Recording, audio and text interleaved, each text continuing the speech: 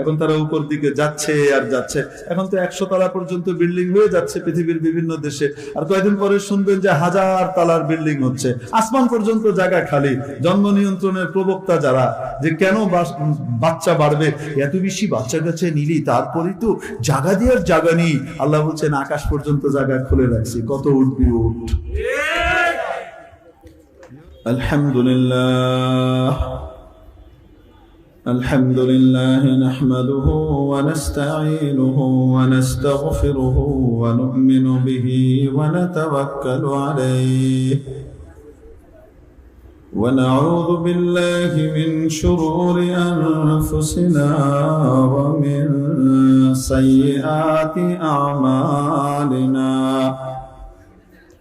من يهده الله فلا مضل له ومن يضلل فلا هادي له ونشهد أن لا إله إلا الله وحده لا شريك له ونشهد أن سيدنا وسندنا وحبيبنا وحبيب ربنا وطبيبنا وطبيب قلوبنا ومولانا محمدا عبده ورسوله أما بعد فأعوذ بالله من الشيطان الرجيم بسم الله الرحمن الرحيم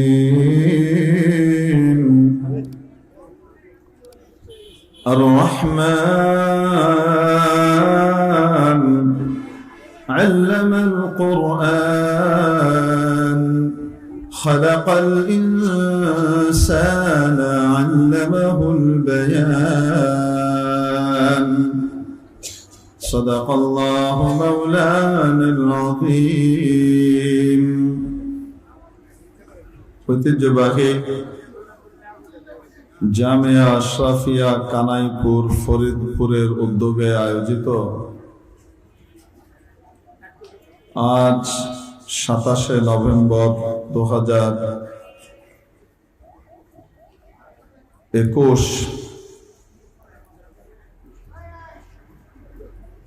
এই কালে আজকের অনুষ্ঠিত এই মাহফিলের সম্মানিত সভাপতি মহোদয়, ওয়াজিবুল ইহতিরাম হাদারাতে উলামায়ে কেরাম, ভবিষ্যৎ ওয়ারাসাতুল আম্বিয়া, আজিজ তালাবা, সর্বস্তরের ধর্মপ্রাণ ধর্মভীরু তাওহীদি জনতা, পর্দার আড়ালের পরম শ্রদ্ধেয়া মা ও বোনেরা, আমি আপনাদের সামনে মহাগ্রন্থ আল কোরআনুল কারীমের 27তম পারার অন্যতম সূরা সূরাতুর রহমানের প্রথম 4খানি আয়াত তেলাওয়াত করেছি। প্রিয় উপস্থিতি, দুনিয়াতে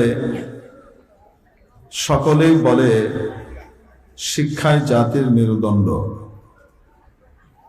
বলা হয় যে জাতি যত বেশি শিক্ষিত সে জাতি তত বেশি উন্নত।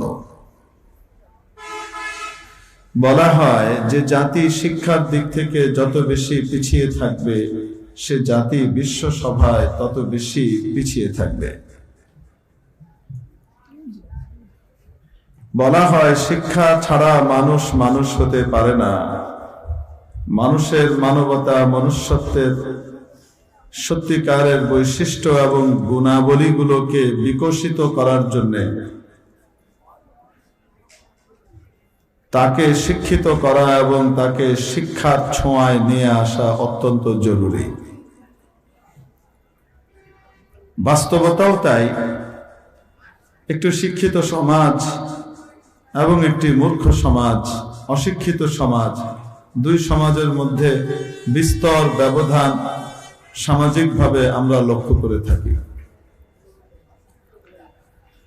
এজন্য গোটা পৃথিবী মানুষকে শিক্ষিত করে তোলার জন্য শিক্ষার সিলেবাস তৈরি করেছে।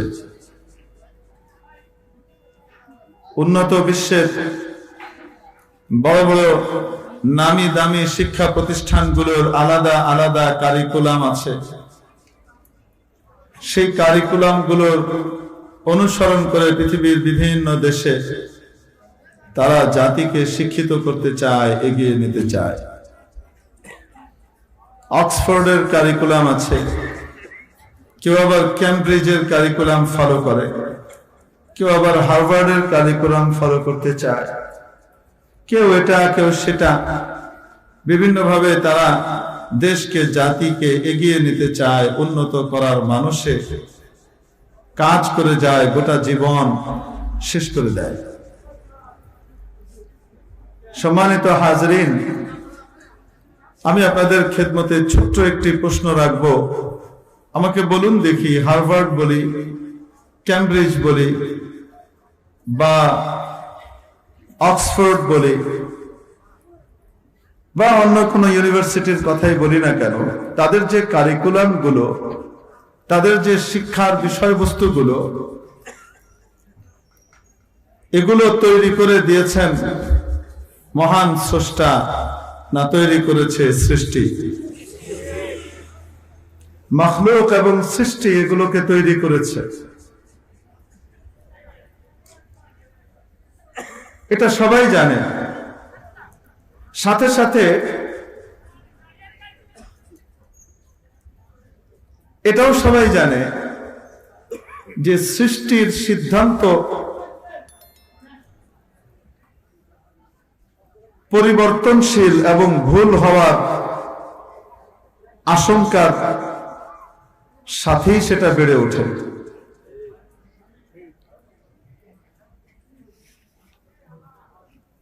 আপনাদেরকে আরেকটা কথা জিজ্ঞেস করি, বলেন তো দেখি, সৃষ্টির জ্ঞান, মাখলুকের জ্ঞান, মানুষের জ্ঞান, তার বিচার বুদ্ধি, তার বিবেক বুদ্ধি, এটা কি অসীম নাকি সীমিত এবং সসীম?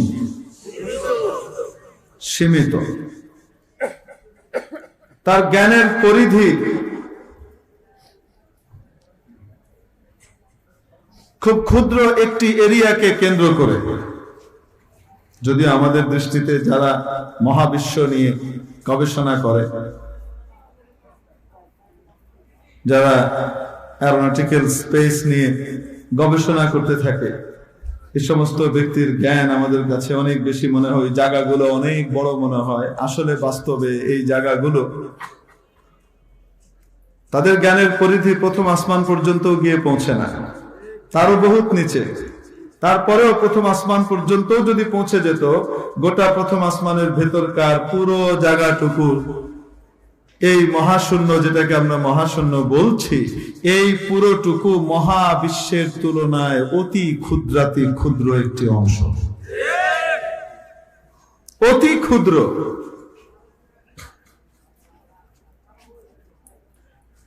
গোটা আসমানের কাছে আকাশ কত বড়, বিশাল নীলিমা, তার তুলনায় একটা মুরগির ডিম, দেশি মুরগির ডিম হলে তো একদম পিচ্ছি, একটু উপরে যান, হ্যাঁ, একটু না, হাঁসের ডিমের ধরে একটু বড় সড় স্বাস্থ্যবান হয়। একটা হাঁসের ডিম দেখতে কত বড়, একটা হাঁসের ডিমের তুলনায় আকাশটা কত বড়। হাঁসের ডিমের উপরটাও একদম ওভেল শেপের, গোলাকার, আকাশটাও এরকম আমরা গোলাকারই দেখি। তো বলেন তো দেখি, এই একটা হাঁসের ডিমের তুলনায় আকাশটা কত বড়? কল্পনা করা যায়? হিসাবে আসবে। আর বিশাল আকাশের তুলনায় যে আমরা যেটা দেখি নীল, এই অংশটাকে ধরেন আকাশ ধরে নিলাম, এই তুলনায় একটা ডিম, এটা কত ছোট, কোন তুলনার হিসাবে আসে? প্রথম আসমানের তুলনায় দ্বিতীয় আসমান ওই ডিম আর আসমানের মতো। দ্বিতীয় আসমান আর তৃতীয় আসমানের ভিতরে তুলনা ওই ডিম আর আসমানের মতো। তো আমাদের মহাবিশ্ব নিয়ে যারা গবেষণা করেন বিজ্ঞানীরা, এনাদের জ্ঞানের পরিধি এখনো তো আসমান পর্যন্ত যায়নি এবং যেতে পারবেও না কিয়ামত পর্যন্ত। আল্লাহ তাআলা নিজেই বলেছেন, ওয়াযায়্যানাস সামাআদ দুনিয়া বিমাসাবিহা ওয়া হিফযা, সুরক্ষিত করে রেখেছি, কাছে গেলেই আগুন মারবে, কাছে গেলেই স্টার ছুঁড়ে মারা হবে এবং শেষ। যেতে পারবে না। জিনরা যেমন প্রথম আসমানের কাছাকাছি যাওয়ার চেষ্টা করত, মানুষও একটা পর্যায়ে প্রথম আসমানের কাছাকাছি যাওয়ার জন্য চেষ্টা করবে, কিন্তু যেতে পারবে না। ইয়া মাশারাল জিন্নি ওয়াল ইনসি ইন ইসতাতাতুম আন তানফুযু মিন আকতারিস সামাওয়াতি ওয়াল আরদি ফানফুযু। তোমরা যদি আসমান ভেদ করতে চাও, কাছাকাছি যেতে চাও, চেষ্টা করে দেখতে পারো। লা তানফুযুনা ইল্লা বিসুলতান ফাবিআইয়ি আলা'i রাব্বিকুমা তুকাযযিবান। বেশ ক্ষমতা প্রয়োগ করে, শক্তি দিয়ে তোমরা কাছাকাছি যাওয়ার চেষ্টা করতে পারো, কিন্তু ফলাফল হবে ইউরসালু আলাইকুমা শুওয়াযুম মিন নারিন ফালা তানতাসিরান। যখন আকাশের কাছাকাছি বড় শক্তি প্রয়োগ করে পৌঁছানোর মতো এমন কোন টেকনোলজি বা এমন কিছু আবিষ্কার করে তোমরা এগিয়ে যেতে চাইবে, তাও আকাশের কাছে যেতে পারবে না, কারণ যাওয়ার সাথে সাথে ছুঁড়ে মারা হবে, স্টার ধ্বংস হয়ে যাবে, অগ্নি গোলক মারা হবে, শেষ হয়ে যাবে, যেতে পারবা না।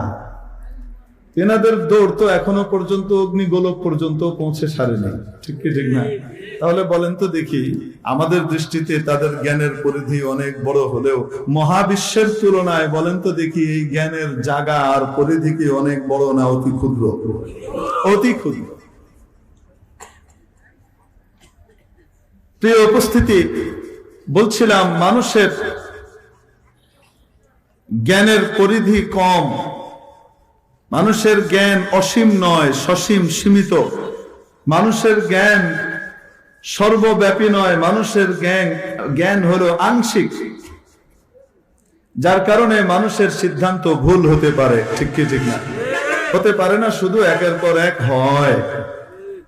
এজন্য মানব উদ্ভাবিত যত জ্ঞান আছে, এই জ্ঞানগুলো ত্রুটি আর ভুলের ঊর্ধ্বে নয়, এগুলো ত্রুটি এবং ভুল সমৃদ্ধ, ত্রুটি যুক্ত, ত্রুটিপূর্ণ। এজন্য আমরা দেখতে পাই বর্তমান পৃথিবীর যে বিজ্ঞান আছে, এই বিজ্ঞান অত্যন্ত উপকারী একটি জ্ঞান। মানুষকে আল্লাহ তাআলা এই জ্ঞান দান করেছেন। মানুষ অভিজ্ঞতা লব্ধ জ্ঞান দিয়ে, ইস্তেকরায়ের মাধ্যমে, ইস্তেকরা কি জিনিস আপনাদেরকে বোঝাবো কেমনে, ইত্যাদির মাধ্যমে চেষ্টা তদবির করে, গবেষণা করে বিভিন্ন ডিসিশনে উপনীত হয়, বিভিন্ন সিদ্ধান্ত নেয়, এবং বিজ্ঞানের সেই ফলাফল থেকে জাতি এবং দেশ, মহাবিশ্ব, বিশ্ববাসী উপকৃত হয়। কিন্তু বিজ্ঞানীরাও কোনো সময় বলেন না এই কথা, নির্বোধরা বলে। যারা সত্যিকারের বড় বিজ্ঞানী তারা কোনো সময় এই কথা বলে না যে আমরা যে ডিসিশন নিয়েছি এটাই চূড়ান্ত, এটা অপরিবর্তনীয়, এটা কোনো সময় পরিবর্তন হবে না। এর চেয়ে উন্নত বিশুদ্ধতম কোনো গবেষণা রিপোর্ট ভবিষ্যতে কয়েক শতাব্দী বা সহস্রাব্দ পরে আসবে না, এ কথা কোনো জ্ঞানী বিজ্ঞানী বলে না। যারা বিজ্ঞান নিয়ে চর্চা করে তারা বলে না, কারণ তারা তাদের জ্ঞানের ক্ষুদ্রতা এবং সীমিত পরিসর সম্পর্কে অবগত। আমি মনে হয় আপনাদেরকে বোঝাতে পারিনি। এই জ্ঞান ক্ষতিকর না, এই জ্ঞানের দ্বারা মানুষের অনেক উন্নতি হচ্ছে না। সিভিল ইঞ্জিনিয়ারিং এর দ্বারা মানুষের কত উন্নতি হচ্ছে। মানুষ আগে এইভাবে এইভাবে এইভাবে ছড়তো, এখন জায়গা কমে গেছে, এখন আসমান পর্যন্ত জায়গা আল্লাহ খুলে দিয়েছেন। মানুষের মাথার ভিতরে সিভিল ইঞ্জিনিয়ারিং এর এত উন্নত জ্ঞান দিয়ে দিয়েছেন, এখন তারা উপর দিকে যাচ্ছে আর যাচ্ছে। এখন তো 100 তলা পর্যন্ত বিল্ডিং হয়ে যাচ্ছে পৃথিবীর বিভিন্ন দেশে, আর কয়েকদিন পরে শুনবেন যে 1000 তলার বিল্ডিং হচ্ছে, আসমান পর্যন্ত জায়গা খালি। জন্ম নিয়ন্ত্রণের প্রবক্তা যারা, যে কেন বাচ্চা বাড়বে, এত বেশি বাচ্চা কাছে নিলি তারপরেই তো জায়গা দেওয়ার জায়গা নেই। আল্লাহ বলছেন আকাশ পর্যন্ত জায়গা খুলে রাখছি, কত উঠবি উঠ। ইউরোপ আমেরিকার প্ল্যানে জায়গা নাই, কিন্তু রহমান এবং আল্লাহর প্ল্যানে জায়গা আছে না নাই? যখন মানুষ বাড়বে, ওনার প্ল্যান অনুযায়ী যখন পৃথিবীতে মানুষের সংখ্যা বাড়তে থাকবে, তাদেরকে জায়গা দেওয়ার দায়িত্ব কে নিয়ে রেখেছেন? ওই সময়েই মানুষের মাথার ভিতরে সিভিল ইঞ্জিনিয়ারিং এর এত উন্নত জ্ঞান আল্লাহ তাআলা ঢুকিয়েছেন, এটা গবেষণাও এত বাড়িয়েছেন যে এখন তারা উপরের দিকে যাচ্ছে। যখন পপুলেশন আরো বেশি হবে, আরো বাড়বে, তখন দেখবেন আল্লাহ তাআলা ওটাকে আরো উন্নত করবেন এবং মানুষ তখন হাজার তালা, লক্ষ তালা বানিয়ে উপরে ওঠার চেষ্টা করবে। এটা পর্যায়ে এখন তো ওই যে মঙ্গলে নাকি জমি কিনা শুরু হয়েছে। আমাদের ঢাকার কুমিল্লার কে যেন বলে জমি কিনছে, জমি তো কিনছে, গেছে না, যাইব কিভাবে, থাকবো কিভাবে, খাইবো কিভাবে, স্যান্ডউইচ পাইব কই, পাউরুটি পাইব কই, বাজার পাইব কই, জমি তো কিনলাম, গিয়ে খাওয়ানোর জিনিসপত্র লাগবে না, কন্যা কেন? মঙ্গলে তো মনে হয় আমাকে এখানে 5 টাকার এক সিঙ্গাড়া কিনতে 5 কোটি টাকা লাগবে, কারণ কিছু নাই তো, খিদে লাগলে খেতে তো হবে। যাই হোক, সময় হলে আল্লাহ তাবারাক ওয়া তাআলার প্ল্যান অনুযায়ী মানুষ আরো উপরে উঠতে পারবে কি পারবে না? পারবে। ফাঁকে একটা কথা বলি, যারা জন্ম নিয়ন্ত্রণের কথা বলে আমাদেরকে চাপ প্রয়োগ করে, হুজুর খালি পয়দা দিলেই হবে, জায়গা দেয়া লাগবে না, খাবার দেয়া লাগবে না, খাবে কোথায়? জায়গা তো বুঝলাম একটা যুক্তি বুদ্ধি দিয়ে একটা কাটায় দিয়ে গেলেন গা, তো খাবে কোথায়? আল্লাহ তাবারাক ওয়া তাআলা খাবারের দায়িত্ব নিয়েছেন না নেন নাই? আরো আসতে বলেন। আল্লাহ তাআলা খাবারের দায়িত্ব নেন নাই? বলেন নাই আমি মহা রিজিক দাতা? বলেন নাই ইন্নাল্লাহা হুয়ার রাজ্জাকু যুল কুওয়াতিল মাতিন? এই কথা বলেন নাই? বলেন নাই ওয়ামা মিন দাব্বাতিন ফিল আরদি ইল্লা আলাল্লাহি রিজকুহা ওয়া ইয়ালামু মুস্তাকাররাহা ওয়া মুস্তাওদাআহা? বলেন নাই? পৃথিবীতে বিচরণকারী এমন কোন প্রাণী নাই যে প্রাণীর রিজিকের দায়িত্ব আমি আল্লাহ নেই নাই, আমি আল্লাহ নেই নাই। সমস্ত বিচরণকারী প্রাণীর দায়িত্ব, রিজিকের দায়িত্ব কে নিয়ে রেখেছেন? জোরে বলুন। ওয়া ইয়ালামু মুস্তাকাররাহা, সে কখন কোথায় অবস্থান করে সেটা সম্পর্কেও তিনি জানেন। এমন না যে তিনি রিজিক পাঠিয়ে দিয়েছেন কানাইপুর আব্দুর রহমানের জন্য, সকাল বেলায় রিজিক এসেছে কানাইপুরে, সকালে নাস্তা করবে সে এখানে, রিজিক তার ঠিকানায় আসার পরে খবর পাওয়া গেল রাতের বেলায় আব্দুর রহমান চলে গেছে ঢাকা। বুঝেন এরকম নাকি? কোন মুহূর্তে কখন সে কোথায় থাকবে আল্লাহ সব জানেন কি জানেন না? আল্লাহ তাআলা বলছেন শুধু সেটাই জানি তা নয়, বরং তোমার মৃত্যুর পরে তুমি কোথায় কোথায় থাকবে, তোমার শরীরের অঙ্গ প্রত্যঙ্গ গুলো কোন জায়গাতে থাকবে, এক কবরে থাকবে নাকি 1000 মাইল ব্যাপী তোমার শরীরের অঙ্গ প্রত্যঙ্গ ছড়িয়ে ছিটিয়ে যাবে, কোথায় থাকবে সেই জায়গাগুলো আমি আল্লাহ জানি। وَيَعْلَمُ مُسْتَقَرَّهَا وَمُسْتَوْدَعَهَا। রিজিকের দায়িত্ব তাহলে কার? যখন মানুষ বাড়বে তার রিজিকের ফয়সালা এবং স্যাংশনও ওনার তরফ থেকে হবে, ঠিক কিনা? আল্লাহ রাব্বুল আলামিন বলেন দুনিয়াতে তোমরা রিজিক তালাশ করো, তালাশ করার জন্য আমি আদেশ করেছি, কিন্তু স্যাংশন করি আমি, ফয়সালা দেই আমি, মঞ্জুরি দেই আমি। পিয়ন তোমার হাতে চিঠি এসে মানি অর্ডার দিয়ে পৌঁছিয়ে যায়, বলেন নাকি? পিয়ন আসে না? পিয়ন, ডাক পিয়ন, ডাক পিয়ন এসে মানি অর্ডারে টাকা দিত আগে। এখন এখানকার বাচ্চারা এখন বুঝবে না মানি অর্ডার কি জিনিস। এখন তারা বিকাশ, ইউ ক্যাশ, ফ্রি ক্যাশ, গু ক্যাশ, মুদ ক্যাশ, কি কি সব বেরিয়েছে আছে না? কেন কইলাম এগুলোর ভিতরে কোনোটার ভিতরে আবার সরান ঝামেলাও আছে।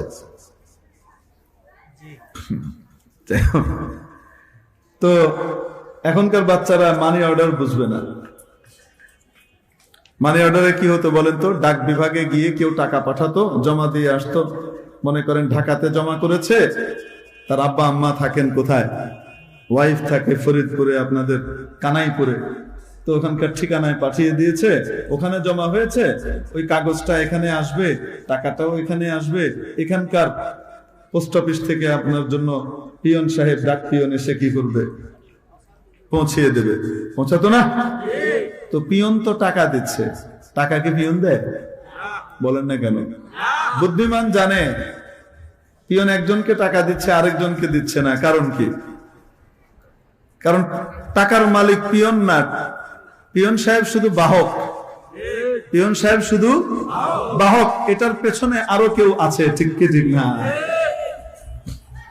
এজন্য রিজিকের ফয়সালা কে করেন? জমিনে আমরা তালাশ করি, এখান থেকে ওখান থেকে নেই, এই কাউন্টার থেকে ওই কাউন্টার থেকে, অমুক এমডি সাহেবের কাছ থেকে, চেয়ারম্যান সাহেবের কাছ থেকে, দোকান মালিকের কাছ থেকে,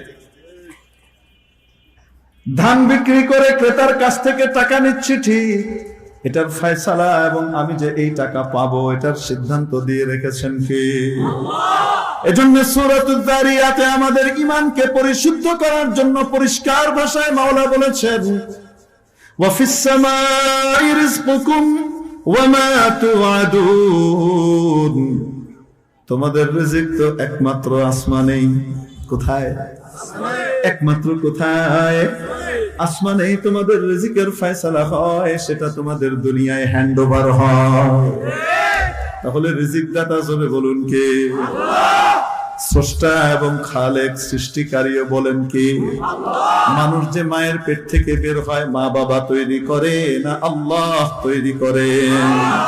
শুধু পেটের ভিতরে উনি তৈরি করেন তা নয়, বরং মায়ের পেট থেকে যে বাচ্চা বের হয়ে আসে, আল্লাহ বলেন দাই বের করে না, নার্স বের করে না, ডাক্তার বের করে না, আমি বের করি। কে বের করি? ওয়াল্লাহু আখরাজাকুম মিন বুতুনি উম্মাহাতিকুম, একমাত্র আল্লাহ তোমাদেরকে তোমাদের মায়ের পেট থেকে বের করেন। ওয়ালা তা'লামুনা শাইআ, কিন্তু তোমরা কিচ্ছু জানো না আর বুঝো না। তোমরা মনে করো অটোমেটিক ডেলিভারিটা নরমাল ডেলিভারি এমনি হয়ে গেল। দাইমা টেনে বের করেছে, নার্স টেনে বের করেছে, ডাক্তার সাহেব বের করেছেন, সিজার করে বের করেছেন। আমি আল্লাহ যদি তোমার মায়ের পেট থেকে তোমার বের হওয়ার সিদ্ধান্ত না দিতাম, কেউ বের করতে পারতো না। বের করেন জোরে বলুন কে? পয়দা করেন কে? সৃষ্টি করেন কে? বের করেন কে? আর বের করার পরে সে কি খাবে, কখন খাবে, কিভাবে খাবে, এই সবকিছুর ফয়সালা কে করে রেখেছেন? আরো আস্তে কে করে রেখেছেন? আরে খালেদা জিয়া যদি একটা বরাদ্দ দেয়, তাহলে খালেদার নামটা কত জোরে কন। মাননীয় প্রধানমন্ত্রী শেখ হাসিনা কোনো কিছুর বরাদ্দ দিলে তার নামটা কত জোরে কন। খালেদা জিয়া, শেখ হাসিনা, এরশাদ সাহেব, আরো যারা পৃথিবীতে আছে, এদের সবাইকে খাউন দেয়, রিজিক দেন কে? আমাকে আপনাকে রিজিকটা দেন কে? যেহেতু উনি রিজিক দেন, তাহলে ওনার নামটা বলার সময় এত লজ্জাবতীর মতো কুকড়ে গিয়ে লাজুক ভাবে বলার কি দরকার আছে? এখানে একটু জোরে বলা যায় না কে রিজিক দেন? প্রথমে কয়ে ফেললে তো এতগুলা কথা কওয়া লাগবে। তাহলে যিনি পাঠাচ্ছেন তিনি রিজিকের ফয়সালা করেন কি করেন না? আল্লাহর হাবিব সাল্লাল্লাহু আলাইহি ওয়াসাল্লাম মানব সৃষ্টির প্রক্রিয়া সম্পর্কে হাদিসের মধ্যে আমাদেরকে বিস্তারিত জানিয়েছেন। 40 দিনের মধ্যে পানির ফোঁটাটা রক্তপিণ্ডে পরিণত হয়, দ্বিতীয় 40 দিনে ওটা একটা গোশতপিণ্ডে, মাংসপিণ্ডে পরিণত হয়, তৃতীয় 40 দিনে তার একটা স্ট্রাকচার, কাঠামো তৈরি হয়। সুবহানাল্লাহ। 340-এ 4 মাস, 340 দিনে কত? 120 দিন। 4 মাস যখন পার হয়ে যায়, আল্লাহ রাব্বুল আলামিন ফেরেশতাকে বলেন, যাও আমার বান্দার কলবের মধ্যে রূহ ফুঁকে দিয়ে আসো। যখন রূহ শরীরের মধ্যে আসে, তখন বাচ্চা মুভমেন্ট শুরু করে, তখন বাচ্চা নড়াচড়া শুরু করে। 4 মাস পর থেকে, কনসিভ করার 4 মাস পর থেকে ডাক্তাররা জিজ্ঞেস করে নড়াচড়া টের পান কিনা, নড়াচড়া দিনে কয়বার করে, ঠিক মতো করে কিনা, অ্যাবনর্মাল নড়াচড়া করে কিনা, বা নড়াচড়া থেমে গেল কিনা, এগুলো জিজ্ঞেস করে কি করে না? কেন করে? নড়াচড়া করান, রূহটা পাঠান, আসতে বলেন কে? শুধু তাই না, ফেরেশতাদেরকে বলে দেন আমার এই বান্দার জন্য এই কয়টা জিনিস লিখে দাও। সে কি খাবে, কখন খাবে, কিভাবে খাবে, রিজিকের ব্যাপারটাও সব লিখে দাও। বিস্তারিত ভাবে লেখা হয়ে যায়। কিভাবে লিখবা? লৌহে মাহফুজে আমি আগেই লিপিবদ্ধ করে রেখেছি, ওটা দেখে দেখে লিখো, কপি পেস্ট করো। বুঝে আসে না? আসে না? তাহলে বলেন রিজিকের ফয়সালা কে করে? হ্যাঁ, তো খাওয়ায় আল্লাহ, বানায় আল্লাহ, রিজিক দেন আল্লাহ। আর জন্ম নিয়ন্ত্রণের গাধামি মার্কা এক স্কিম আমরা মানবো আমেরিকা, ইউরোপ আর এই জাতিসংঘের ঘোড়ার দিনের কোন কাজে কাম আছে?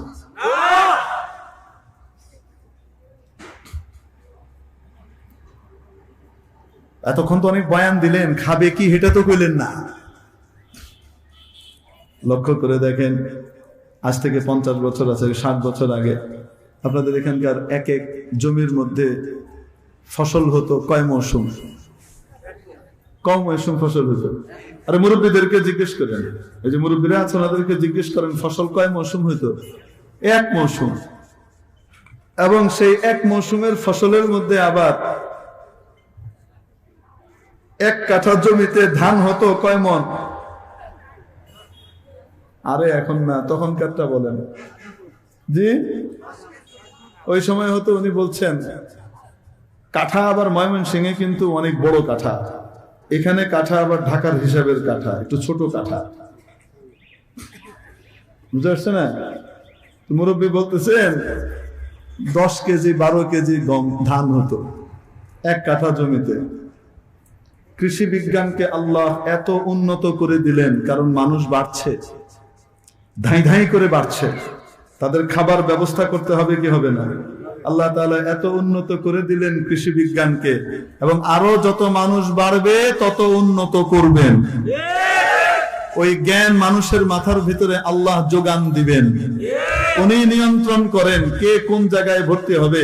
কেউ ইচ্ছা করেছিল সে সিভিল ইঞ্জিনিয়ার ভর্তি হবে, কেউ ইচ্ছা করেছিল সে মেডিকেল সায়েন্স নিয়ে পড়বে, কম্পিউটার সায়েন্স নিয়ে পড়বে, কিন্তু শেষ পর্যন্ত দেখা গেল তার মেধা আছে, বুদ্ধি আছে, সব আছে, ঠিক আছে, কিন্তু শেষ পর্যন্ত গিয়ে সে পড়ছে এগ্রিকালচার ইউনিভার্সিটি ময়মনসিংহে। তার সিস্টেম হয়ে গেছে ওইরকম। কেন? আল্লাহ তাকে দিয়ে আরো হাজার মানুষের রিজিকের ব্যবস্থা করাবেন বলে গবেষণায় লাগাবেন। ওই মাথা মেডিকেল সায়েন্সে লাগাবেন না, ওই মাথা লাগাবেন খাদ্য উৎপাদন করতে হবে, বেশি বাড়াইতে হবে। এই ফয়সালা কার? এখন বিশাল করে তৈরি হচ্ছে। এখন লক্ষ্য করে দেখেন, আগে ফসল হয়তো এক মৌসুম, এখন হয় কয় মৌসুম? 3 মৌসুম। বীজ এত উন্নত হয়েছে গবেষণা করে, এক সময় ওই এক কাঠার ভিতরে 10-12 কেজি হতো, এখন ওই এক কাঠার ভিতরে 4 মণ 5 মণ ধান হচ্ছে, 3 মণ 4 মণ ধান হচ্ছে। ঠিক কি ঠিক না? তো এখন দেখেন আনুপাতিক হারে কি পরিমাণ বাড়লো। যা হতো তার চেয়ে প্রায় 20-21 গুণ বেশি উৎপাদিত হচ্ছে। হুজুর এত হিসাব কিতাব বুঝি না, সহজে বুঝান। ছোটবেলায় আপনারা দেশি মাগুর খেয়েছেন, খান নাই? আমরাও খেয়েছি। এক এক বৈঠকে এক এক খাওয়াতে আমরা 2-3টা মাগুর খেয়ে ফেলতাম, শিং মাছ খেয়ে ফেলতাম। আগে তো এক এক মানুষ 3-4টা করে মাগুর খেত। কৃষি বিজ্ঞান মাশাআল্লাহ এত উন্নত হয়েছে, আগে তো মানুষ খেত মাগুর, এখন মাগুর খায় মানুষ। এখন মাগুর কি খায়? আজ থেকে 10-12 বছর আগেকার ঘটনা, পেপারে দেখেছিলাম, ওগুলো তো মনে রাখি নাই, আর জানতাম না কোনো সময় বয়ান টয়ান করবো, তাহলে ওটা টুকে লিখে রাখতাম কোন পেপারে কোন তারিখে ছিল।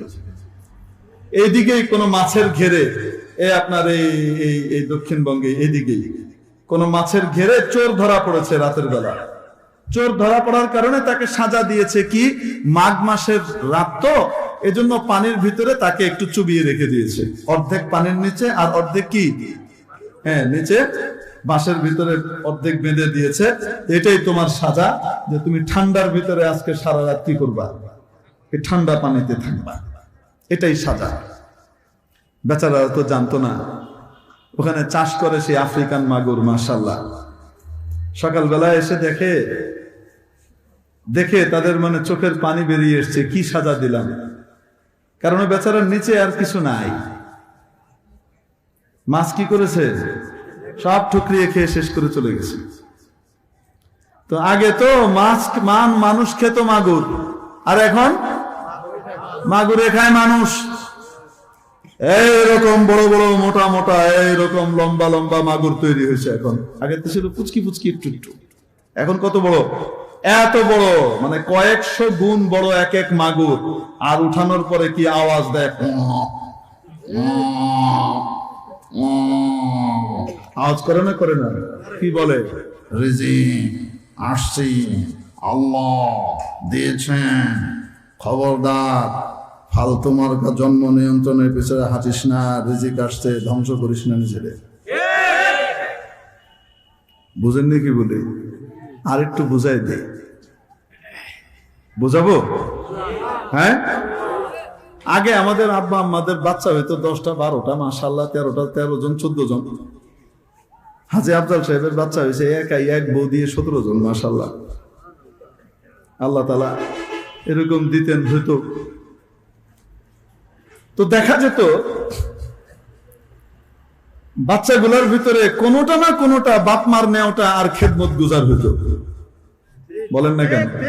কোনোটা না কোনোটা খেদমত গুজার হইতো। 10টার ভিতরে কমপক্ষে 3-4টা বাপ মার খেদমত গুজার হইতো, যার কারণে বড় বাপ মা যখন বুড়া হইতেন তখন বাস ঘুরতে ঘুরতে খাইতে খাইতে জীবন শেষ। এই নাতির বাড়িতে কিছুদিন, ওই ছেলের বাড়িতে কিছুদিন, ওই ছেলের বাড়িতে কিছুদিন, সব ডেকে ডেকে আব্বা আমগো নেন, আপনি হেরে বেশি দেখতে পারেন, আদর করেন, আমার আদর করেন, আমার বাড়িতে আসেন না, নাতিগুলা জিজ্ঞেস করেন। বলতো কি বলতো না? হ্যাঁ, এখন আমরা ওনাদের পরামর্শে নিচ্ছি। ছেলে হোক মেয়ে হোক, দুটি সন্তানই যথেষ্ট। আরো আমরা বলছি, আগে বলতো এটা, আমরা যখন ছোটবেলায় ছিলাম না, তখন দেখতাম একটা শাপলা পাতা আর নিচে লেখা, ওই সরকারি ক্যালেন্ডার গুলা, ছেলে হোক মেয়ে হোক দুটি সন্তানই। আমি ঠিক বুঝতাম না, ছোট মানুষ কি কি গুলো, এটা কি বুঝাইলো। যাই হোক, পরে একটু বুড়ো হওয়ার পরে আস্তে আস্তে বুঝলাম। এখন তো স্লোগান বেরিয়েছে মাশাআল্লাহ, তারপরে আবার ওইটা মডিফাই হলো। ওই স্লোগান কি হলো? একটি হলে ভালো হয়, দুটি হলে, এখন নতুন স্লোগান আসছে কিন্তু, কি? একটি হলে ভালো হয়, দুটি হলে আর নয়। কয়দিন পরে বলবে নয় নয় নয় নয় নয় নয় নয় নয়, আর দরকার নাই। পৃথিবীতে মানুষ বেড়ে যাচ্ছে, জলবায়ুর পরিবর্তন ঘটছে, অনেক সমস্যা, তাই নিয়ন্ত্রণ করা দরকার যেন আসতে পারে না। এ হারামখোর, তুই তো অনেকদিন খাইছস পড়ছস, তুই তাড়াতাড়ি যাস না কে লিগা, নতুন করে আইতে দে, ওরা কিছু খাক, তুই তো অনেক খাইছস। পপুলেশন বেড়ে যাচ্ছে, আপত্ত তুমি তুমি তাড়াতাড়ি গেলে তো আরো কিছু নতুন আইতে পারে, খাইতে পারে। ঠিক কি ঠিক না? কত বড় স্বার্থবাদী কথা, স্বার্থপরের মতো কথা বলে। লক্ষ্য করে দেখুন, আল্লাহ তাবারাকা ওয়া তাআলা মহানিয়ন্ত্রক। ঠিক কি ঠিক না? তিনি বলেছেন ইউদাব্বিরুল আমর, তিনি আরশে আসীন হয়েছেন, সমাসীন হয়েছেন, সবকিছুকে মহাবিশ্বের নিয়ন্ত্রণ, খুঁটিনাটি বিষয়গুলোর নিয়ন্ত্রণ করেন তিনি। এক হাতে নিয়ন্ত্রণ করেন, এখানে নিয়ন্ত্রণ করার মধ্যে কাউকে তিনি অংশীদার বানান না। আল্লাহু আকবার, কত বড় কথা! ফয়সালা করে রেখেছেন, ফয়সালা করে রেখেছেন, এই বান্দা আর বান্দি দুইজনকে আমি 10টা বাচ্চা দিব। কয়টা বাচ্চা? মনে করেন এই দুই বান্দা বান্দিকে আমি কি দিব? এদের ঔরসে 10টা বাবু দিব। 10টা বাবুর ভিতরে দুটো হবে খুব পরহেজগার, নেককার, ভালো মানুষ, দুটো হবে শয়তানের একদম পচালাদি, ভয়ঙ্কর রকমের দুষ্ট শয়তানিত, দুটো হবে বড় শিক্ষিত, দুটো হবে বড় ব্যবসায়ী, মানে টাকা পয়সা কামাবে, আর দুটো হবে বড় খেদমত গুজার বাবা মার। এরকম করে আল্লাহ তাআলা একটা ভাগ করে দিয়েছেন।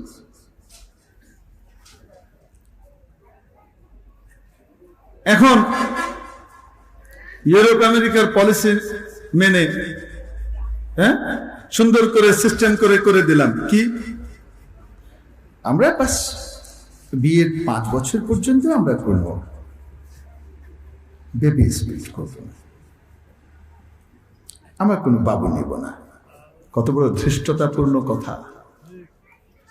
স্বামী সুস্থ, স্ত্রী সুস্থ, কোন রকমের রোগ নাই, কোন রকমের বাধা নাই, কিন্তু বাচ্চা হয় না সারা জীবন, আছে না নাই? বাচ্চাটা দেন কে? আল্লাহ। উনি দেন, আর তুমি কও আমি নিব না, আমি নিব, আমি নিব না। কত বড় ধৃষ্টতা আর বেয়াদবি!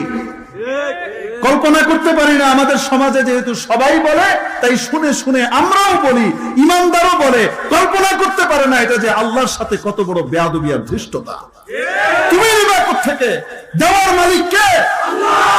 ইয়াহাবু লিমান ইয়াশাউ ইনাসা ويهب لمن يشاء الذكور, তিনি যাকে চান কন্যা সন্তান দেন, যাকে চান পুত্র সন্তান দেন, যাকে চান কন্যা সন্তান দেন, যাকে চান শুধু পুত্র সন্তান দেন। আও ইউযাউযুহুম যুকরানা ওয়া ইনাসা, কাউকে উভয়টা দেন, ছেলেও দেন মেয়েও দেন।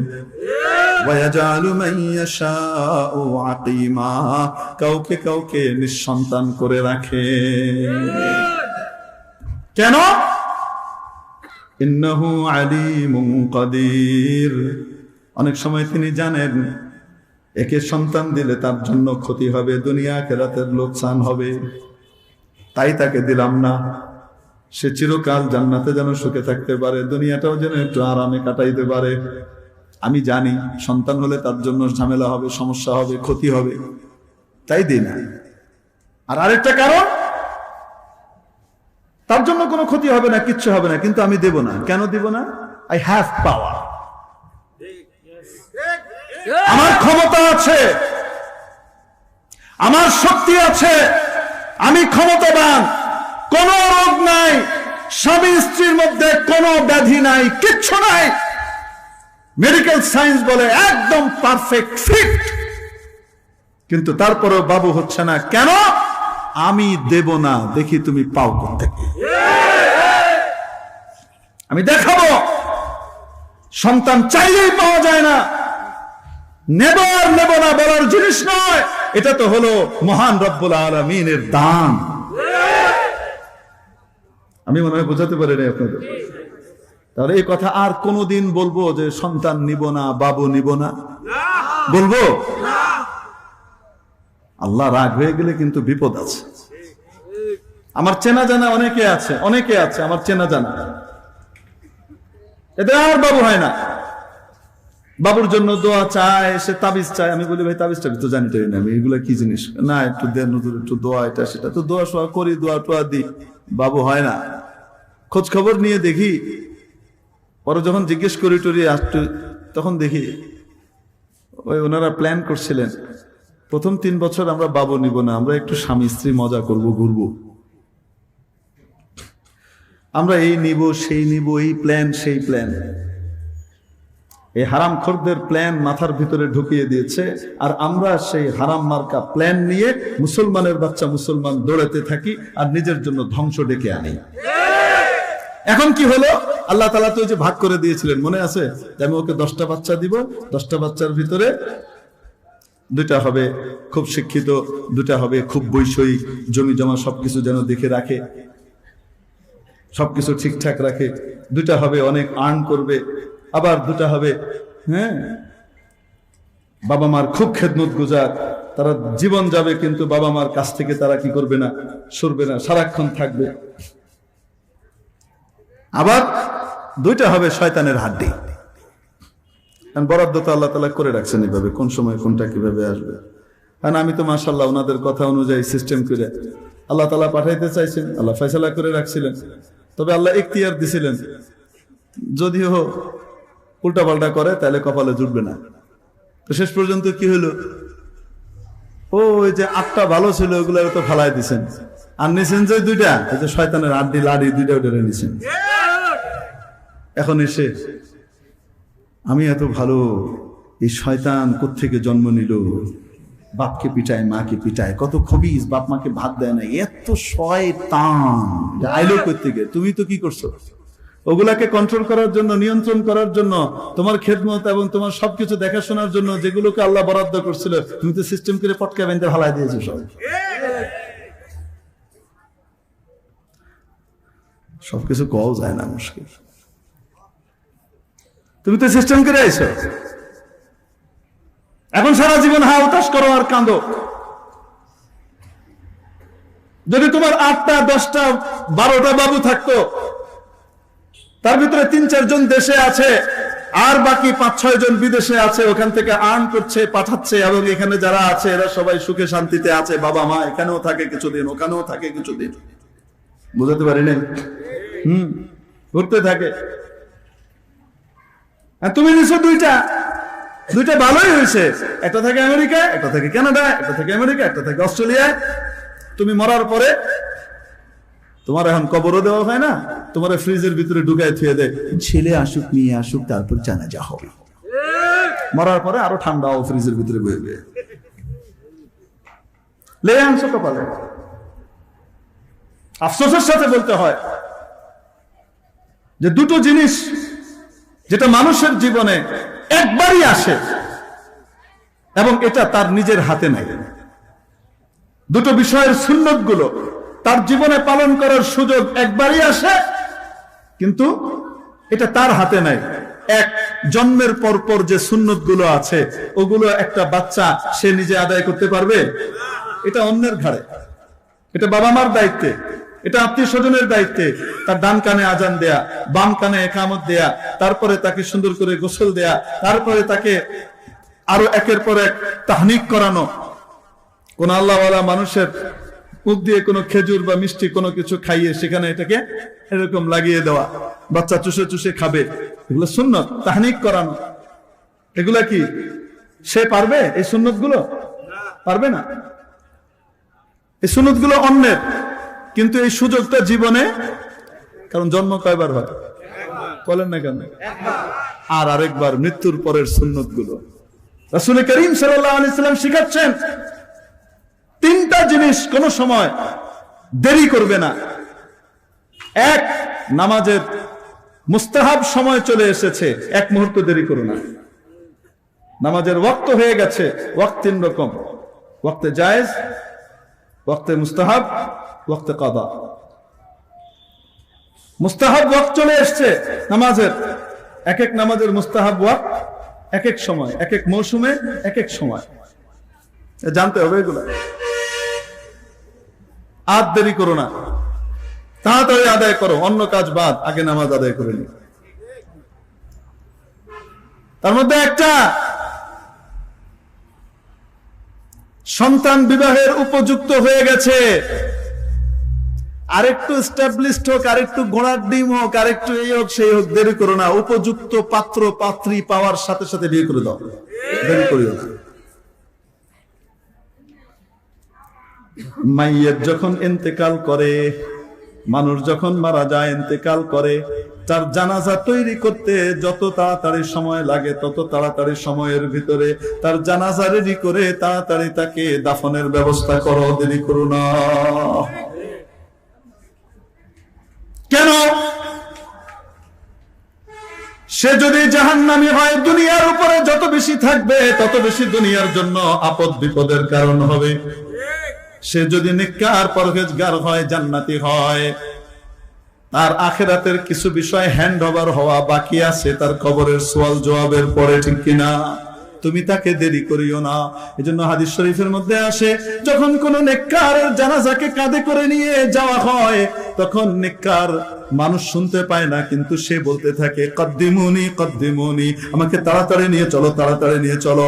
কারণ সে আখিরাতের মঞ্জারার দৃশ্যগুলো দেখতে থাকে, তার জন্য জান্নাতের গিফট গুলা অপেক্ষমান। সওয়াল জবাব শেষ না হলে সেগুলো তার হাতে আসছে না, সে তাড়াতাড়ি করতে থাকে। আজকে মুসলমান, আজকে আমরা কি করি? এটা একটা স্বতন্ত্র বিধান, এটা মুসলমানের তরিকা নয়, কাফেরের তরিকা। মুসলমান তো রাসূলের কথা অনুযায়ী তার নেককার বাবা, তার নেককার মাকে তাড়াতাড়ি কবরে পাঠিয়ে তার জন্য জান্নাতের যে ব্যবস্থাপনা গুলো আছে সেগুলো দ্রুততর করার ফয়সালা করবে। আজকে মাইয়াতের দিকে দেখা হয় না, যে বাবা মারা গেলেন তার দিকে দেখা হয় না, যে মা মারা গেলেন তার দিকে দেখা হয় না। তার জান্নাত হাতে পেতে তার জন্য দেরি হচ্ছে, তার সওয়াল জবাব শেষে তার জন্য উপর থেকে ফয়সালা আসবে। আমার বান্দা, আমার বান্দির জন্য জান্নাতের বিছানা বিছিয়ে দাও, আমার বান্দার গায়ে জান্নাতের লেবাস পরিয়ে দাও, আমার বান্দার জায়গা থেকে, কবর থেকে জান্নাত পর্যন্ত একটা দরজা, একটা খিড়কি, একটা জানালা খুলে দাও, ডাইরেক্ট কানেকশন করে দাও। সেখান থেকে ঝিরঝিরে ফুরফুরে বাতাস তার কাছে আসতে থাকবে, কিন্তু সেটা মুনকার নাকিরের সওয়াল জবাবের পরে। আর আমরা ফ্রিজের ভিতরে বেরিয়ে দিই। সবার দিক দেখলাম, শুধু যিনি গেলেন তার দিক দেখলাম না। সবারটা দেখলাম, যিনি গেলেন তারটা আমরা করি কি করি না? আমার এই সমস্ত বয়ানের কারণে মনে করেন বাংলাদেশের একটা তবকা, বড় উন্নত একটা তবকা আমার উপরে খুব রাগ করবে। এই হুজুরের এমন সব কথা বলে যেগুলো আমাদের বিরুদ্ধে যায়। কারো বিরুদ্ধে বলা উদ্দেশ্য নয়, বরং ইসলামের কি দৃষ্টিভঙ্গি, ইসলামের কি শিক্ষা সেটা জানিয়ে দেওয়া আলেম ওলামার দায়িত্ব আর কর্তব্য। সমাজের মধ্যে ইসলামের বিপরীত কোন কোন সমস্যাগুলো তৈরি হচ্ছে, জাতির মধ্যে মানুষের মধ্যে কোন কোন সমস্যাগুলো তৈরি হচ্ছে, সেগুলো চিহ্নিত করে আলেম ওলামা বলে দেওয়া, কোরআন হাদিসের ফয়সালাটা জানিয়ে দেওয়া, এটা তাদের জিম্মাদারি এবং দায়িত্ব। তাই বলছে, এজন্য নবীজি বলেছেন জানাজা তৈরি হয়ে গেছে, ইন্তেকালের পরে দ্রুত সময়ে তার দাফন কাফনের ব্যবস্থা করো। আর আমরা কি করি? মাশাআল্লাহ, ছেলে দুজন, একজন অস্ট্রেলিয়াতে বা এক মেয়ে পড়ে আছে ইংল্যান্ডে, অতএব ইনারা এখন ফ্লাইট পাচ্ছেন না, টিকিট পাচ্ছেন না, এখন খুব রাশ, টিকিট পাওয়া যাচ্ছে না কোনোভাবে, বিজনেস ক্লাসেও পাওয়া যাচ্ছে না, ডবল টাকা দিয়েও পাওয়া যাচ্ছে না। কি করা? যতদিন না আসে ততদিন রেফ্রিজারেটরের ভিতরে বাবা আর মাকে ভরে রেখে দিয়েছে। হয় কি হয় না বলেন না কেন?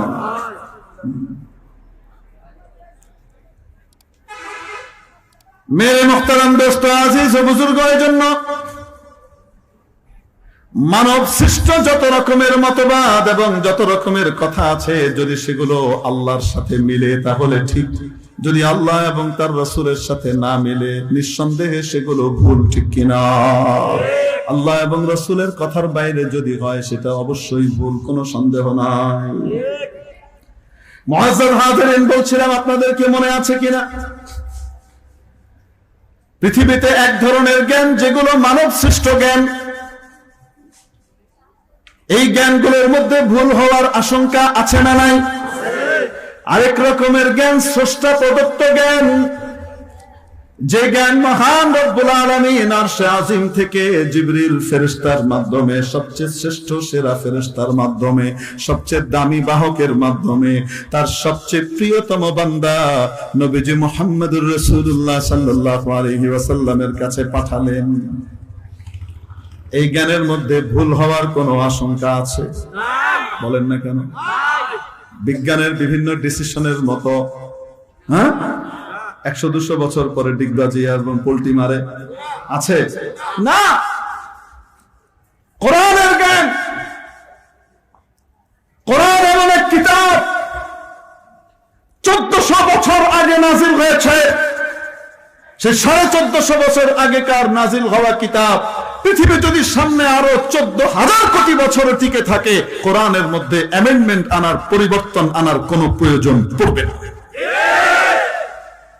ঘোষণা করে দিয়েছেন যালিকাল কিতাব লা রাইবা ফীহি, এটা এমন এক মহা কিতাব, এমন এক মহান কিতাব যার মধ্যে সন্দেহের বিন্দু মাত্র অবকাশ নাই।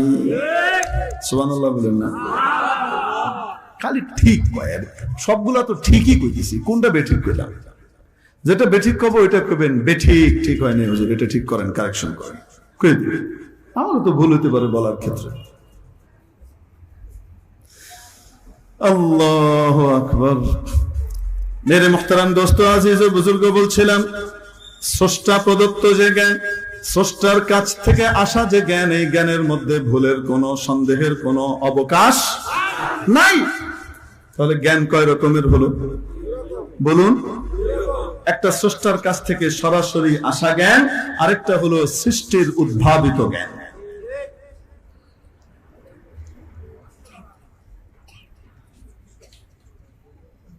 সৃষ্টির উদ্ভাবিত জ্ঞানের মধ্যে তাদেরকে আমরা বিশেষভাবে, ওই সমস্ত জ্ঞানীদেরকে বিশেষভাবে মর্যাদার চোখে দেখি। তারা কারা? যারা নভোবিজ্ঞান নিয়ে গবেষণা করে, যারা মঙ্গল, প্লুটো, বৃহস্পতি, শনি এগুলো নিয়ে গবেষণা করে, সূর্য নিয়ে গবেষণা করে, যাওয়ার প্রক্রিয়া পদ্ধতি নিয়ে গবেষণা করে, আশপাশ দিয়ে ঘুরে। এরকম একটা পৃথিবীর সবচেয়ে বড় প্রতিষ্ঠান যেটা আমেরিকাতে আছে, নাসা, বড় বড় দেশগুলোর আছে। আমেরিকার আছে কি? নাসা আছে, national Aeronautics and space administration. ওখানে যারা চাকরি করে, ওখানকার যারা বিজ্ঞানী হয়, ওখানকার যারা কর্মকর্তা হয়, তাদেরকে সকলে বিশেষ সম্মানের চোখে দেখে। কেন? তারা শুধু পৃথিবী নিয়ে না, পৃথিবীর বাইরের জ্ঞানও তাদের কাছে আছে। পৃথিবীর বাইরের জ্ঞানও তাদের কাছে আছে। ও মুসলমান, একটা বারের জন্য ভাবল না তোমার কাছে আল্লাহ রাব্বুল আলামিন যে কোরআন পাঠালেন, সে কোরআন কোন ঊর্ধ্ব জগৎ থেকে আসা জ্ঞান? এটা প্রথম আসমানের নিচের নয়, প্রথম আসমান, তার উপরে দ্বিতীয় আসমান, তৃতীয় আসমান, চতুর্থ আসমান, পঞ্চম আসমান, ষষ্ঠ আসমান, সপ্তম আসমান, একের পর এক। ওই যে তুলনা দিয়েছিলাম ডিম আর আকাশ, এরকম বিশাল জায়গা পার করে তার চেয়ে অনেক অনেক অনেক অনেক উপরে এবং দূরে সিদরাতুল মুনতাহা, যেখানে সৃষ্টির যাওয়ার জায়গা শেষ, ওখান থেকে স্রষ্টার তাজাল্লির স্পেশাল এরিয়া। ওখানে শুধুমাত্র আরশবাহী ফেরেশতারা ছাড়া আর কারো যাওয়ার জায়গা নয়, জিবরিলও যেতে পারে না। আল্লাহু আকবার। ওই সেই বিশাল স্পেস পার হয়ে আরো মহাশূন্য পার হয়ে আরো উপরে যাওয়ার পরে সর্বোচ্চ জগৎ মালায় আলা আরশে আজিম, তার ওখানে রব্বুল আলামিন লৌহে মাহফুজ রেখে দিয়েছেন। লৌহে মাহফুজ সংরক্ষিত তক্তা, সেখানে সবকিছু লিপিবদ্ধ আছে, কারো কোনো কিছু বাকি নাই, খুঁটিনাটি সবকিছু আছে। আল্লাহ রব্বুল আলামিন বলেন, তোমাদের কাছে যে কোরআন পাঠিয়েছি, কল্পনা করে দেখতে পারো কিনা তোমরা একটু কত ঊর্ধ্ব জগৎ থেকে আসা এই মহাজ্ঞান, মহাস্রষ্টার তরফ থেকে, যার জ্ঞান সর্বব্যাপী, যার জ্ঞান নির্ভুল, সে রব্বুল আলামিন এই কোরআনকে পাঠালেন কোত্থেকে? বাল হুয়া কুরআনুম মাজিদ, বরং এটি হলো সুমহান কোরআন, ফি লাওহিম মাহফুজ, তার জায়গা তো লৌহে মাহফুজ, সেখান থেকে এসেছে। এত ঊর্ধ্ব জগৎ থেকে আসা জ্ঞান, এর চেয়ে দামি জ্ঞান, এর চেয়ে উন্নত জ্ঞান, এর চেয়ে প্রাউড ফিল করার মতো বড় জ্ঞান পৃথিবীতে আর কোনোদিন আসেনি, আসবে না। এজন্য রব্বুল আলামিন বলেন, কুল বিফাদলিল্লাহ, এই জ্ঞান যে কেউ অর্জন করতে পারে না, যে কেউ এই জ্ঞানের জ্ঞানী হওয়ার মতো সুযোগ পায় না। এই জ্ঞান অর্জন করার জন্য বিশেষ নির্বাচন লাগে। এই নির্বাচন অন্য কেউ করেন না, এই নির্বাচন কোরআনের মালিক আল্লাহ রাব্বুল আলামিন নিজে করেন। নাসাতে যে কেউ নির্বাচিত হয় না, যে কেউ যেতে পারে না, স্পেশাল ইন্তেখাব এবং নির্বাচনের মাধ্যমে তাদেরকে নেওয়া হয়। বাংলাদেশের বুয়েটে, ঢাকা মেডিকেলে, এই সমস্ত ইউনিভার্সিটি গুলোর মধ্যে যে কেউ কি ঢুকতে পারে, নাকি বিশেষভাবে স্পেশাল সিলেকশন এবং নির্বাচন হয়? বলেন না কেন? স্পেশাল নির্বাচন হয় কি হয় না? নাকি যে কেউ পারে? যে কেউ পারে। মহাগ্রন্থ, মহাজ্ঞান আল কোরআনুল কারীম, এই জ্ঞান আল্লাহ রাব্বুল আলামিন কাকে দেবেন কাকে দেবেন না, এটা মাওলায়ে কারীম নিজে নির্বাচিত করেন, যে কেউ পায় না। ইসাদত বজরে বাজুয়ে নিস্ত, ইসাদত বজরে বাজুয়ে নিস্ত, তানা বখশদ খুদায়ে বখশিন্দা। যেমনি ভাবে লক্ষ কোটি বান্দা রব্বুল আলামিনের এই দুনিয়াতে আছে না নাই? বড় বড় শিক্ষিত, বড় বড় ধনকুবের, টাকাওয়ালা, টাকার মালিক, মিল ফ্যাক্টরির মালিক, বড় বড় ক্ষমতার অধিকারী, কিন্তু সকলকে রব্বুল আলামিন তার ওবিডিয়েন্ট বান্দা, ইমানদার বান্দা, বিলিভার বান্দা হিসেবে কবুল করেন নাই, ঠিক কিনা? যেমনি ভাবে কাকে বিশ্বাসী বান্দা হিসেবে কবুল করবেন, এই নির্বাচনটাও কে করেন? আল্লাহ। এজন্য দোয়া করতে থাকা উচিত, মাওলা তুমি দয়া করে আমাকে বিশ্বাসী বান্দা বান্দির অন্তর্ভুক্ত করেছো মাবুদ গো, এটার মর্যাদা রাখার তৌফিক দিও, কিয়ামতের দিন তোমার মেহমান খানার মেহমান বানিয়ে দিও। যেভাবে ইমানদারকে নির্বাচন করেন কে? তেমনি ভাবে কাকে কোরআনের ইলম দান করবেন, কাকে কোরআনের হাফেজ বানাবেন, কাকে আলিম বানাবেন, মুত্তাকি পরহেজগার বানাবেন, এটার স্পেশাল নির্বাচন আর ইন্তেখাব জোরে বলুন কে করে? দুনিয়ার নাসার বিজ্ঞানীদেরকে তুমি বড় চোখে দেখো, তাদের জ্ঞানের পরিধি কতটুকু, তোমরা শুধু দেখো পৃথিবীর বাইরেও তাদের কিছু দৌড়াদৌড়ি আছে। একটা জিনিস কেন দেখো না, কোরআনওয়ালার সম্পর্ক তো প্রথম দ্বিতীয় তৃতীয় চতুর্থ আসমান নয়, সবচেয়ে উপর মহলের সাথে তার সম্পর্ক হয়ে যায়। এজন্য নবী করিম আলাইহিস সালাতু ওয়াস সালাম বলেন, খায়রুকুম, তোমাদের মধ্যে সর্বশ্রেষ্ঠ ব্যক্তি, সবচেয়ে সেরা ক্যাটাগরি কারা? মান কামা বিস-সিয়াসাতি মান আলিমা আস-সিয়াসাতা মান তাআল্লামা আস-সিয়াসাতা ওয়া আল্লামাহা। যে ব্যক্তি পলিটিক্যাল সায়েন্স শিখে এবং অন্যকে শেখায়, এটা বলেছেন। খায়রুকুম মান তাআল্লামা আল-হান্দাসাতা ওয়া আল্লামাহা, তোমাদের মধ্যে সর্বশ্রেষ্ঠ ওই ব্যক্তি যে ব্যক্তি ইঞ্জিনিয়ারিং শিখে এবং অন্যকে শেখায়। খায়রুকুম মান তাআল্লামা আত-তিব্বা ওয়া আল্লামাহু, তোমাদের মধ্যে সবচেয়ে শ্রেষ্ঠ ওই ব্যক্তি যে মেডিকেল সায়েন্স শিখে এবং অন্যকে শেখায়। আমি কোনো জ্ঞানকে তুচ্ছ তাচ্ছিল্য করছি না, ওগুলা যথাযথ মর্যাদায় আসীন, ঠিক কি ঠিক না? ওগুলার উপকারিতাও আছে এবং ওগুলোর দ্বারা মানুষ উপকার পাচ্ছে, ঠিক কি ঠিক না? ওগুলোর মর্যাদা যথাযথ জায়গায় আছে, কিন্তু সবচেয়ে সেরা নয়, সবচেয়ে সেরা নয়। বিশ্বনবী বলেন সবচেয়ে সেরা, সবচেয়ে সেরা, সবচেয়ে সেরা ব্যক্তি হলো সে মান তাআল্লামাল কুরআন ওয়া আল্লামাহু, যে ব্যক্তি নিজে কোরআন শিখে এবং অন্যকে কোরআন শিখায়। কেন? যুক্তির আলোকেও যদি দেখা হয় তাহলে সবচেয়ে ঊর্ধ্ব জগতের জ্ঞান কোরআনের জ্ঞান, যার মধ্যে কোনো অ্যামেন্ডমেন্ট আসবে না, কোন পরিবর্তনের চুল পরিমাণ পরিবর্তনের কোন সুযোগ কিয়ামত পর্যন্ত কাউকে দেয়া হয়নি, ঠিক কি ঠিক না? প্রয়োজনও পড়বে না। এরকম নির্ভুল জ্ঞান, নির্ভুল ইলম, কোরআনের ইলমের মর্যাদা দিতে আমরা রাজি আছি কিনা? সম্ভব হলে নিজের বাচ্চাকে সবচেয়ে সেরা ক্যাটাগরির বানানোর জন্য চেষ্টা করব। আমার বাচ্চাটা যেন হাফেজে কোরআন হয়, আলিমে বা আমল হয়। আলিম হওয়া মানে কোরআনের অর্থ, তাফসীর, মর্ম সহকারে সবকিছু উপলব্ধি করে জ্ঞান অর্জন করা। যদি তা না পারি, কমপক্ষে আমার বাচ্চাটাকে যেন আমি মুসলমান বানাতে পারি, কমপক্ষে আমার বাচ্চাটাকে ইসলামের ফান্ডামেন্টাল জিনিসগুলো যেন আমি তার কচি বয়সে শিখিয়ে দিতে পারি। যে সময় তার টেপ রেকর্ডার একদম পরিষ্কার, সাফ সাফাফ, সবার আগে তাকে এবিসিডি নয়, সবার আগে তাকে সরেয়া নয়, সবার আগে তাকে আমি শেখাবো কোরআনের বাণী, কোরআনের আলফাবেট, আলিফ বা তা সা জিম হা খা, ঠিক কিনা? সবার আগে তার মুখ দিয়ে যে শব্দটা বের করার চেষ্টা আমি করব।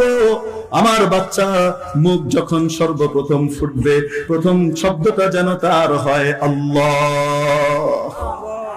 সর্বপ্রথম পূর্ণাঙ্গ বাক্য যখন তার মুখ দিয়ে বের হবে, এমন পরিবেশ, আমি এমন এনভায়রনমেন্ট আমার বাচ্চাটাকে আমি দেব যেন তার মুখ দিয়ে প্রথম বের হয় লা ইলাহা ইল্লাল্লাহ। আমার বাচ্চাটার মুখ দিয়ে যেন লা ইলাহা ইল্লাল্লাহ বের হয়। কেন? যে ব্যক্তি বের করলো সে সফল বাবা মা। কেন কেন কেন কেন কেন? বাচ্চার কল্যাণের জন্য তুমি বাড়ি বানাও, বাচ্চার কল্যাণের জন্য তুমি ব্যাংক ব্যালেন্স বানিয়ে যাও, যেন বাচ্চাটা কষ্ট না পায়, দুঃখ না পায়, সে যেন সুখে শান্তিতে কালাতিপাত করে দুনিয়ার জীবনটা নির্বাহ করতে পারে, ঠিক কিনা?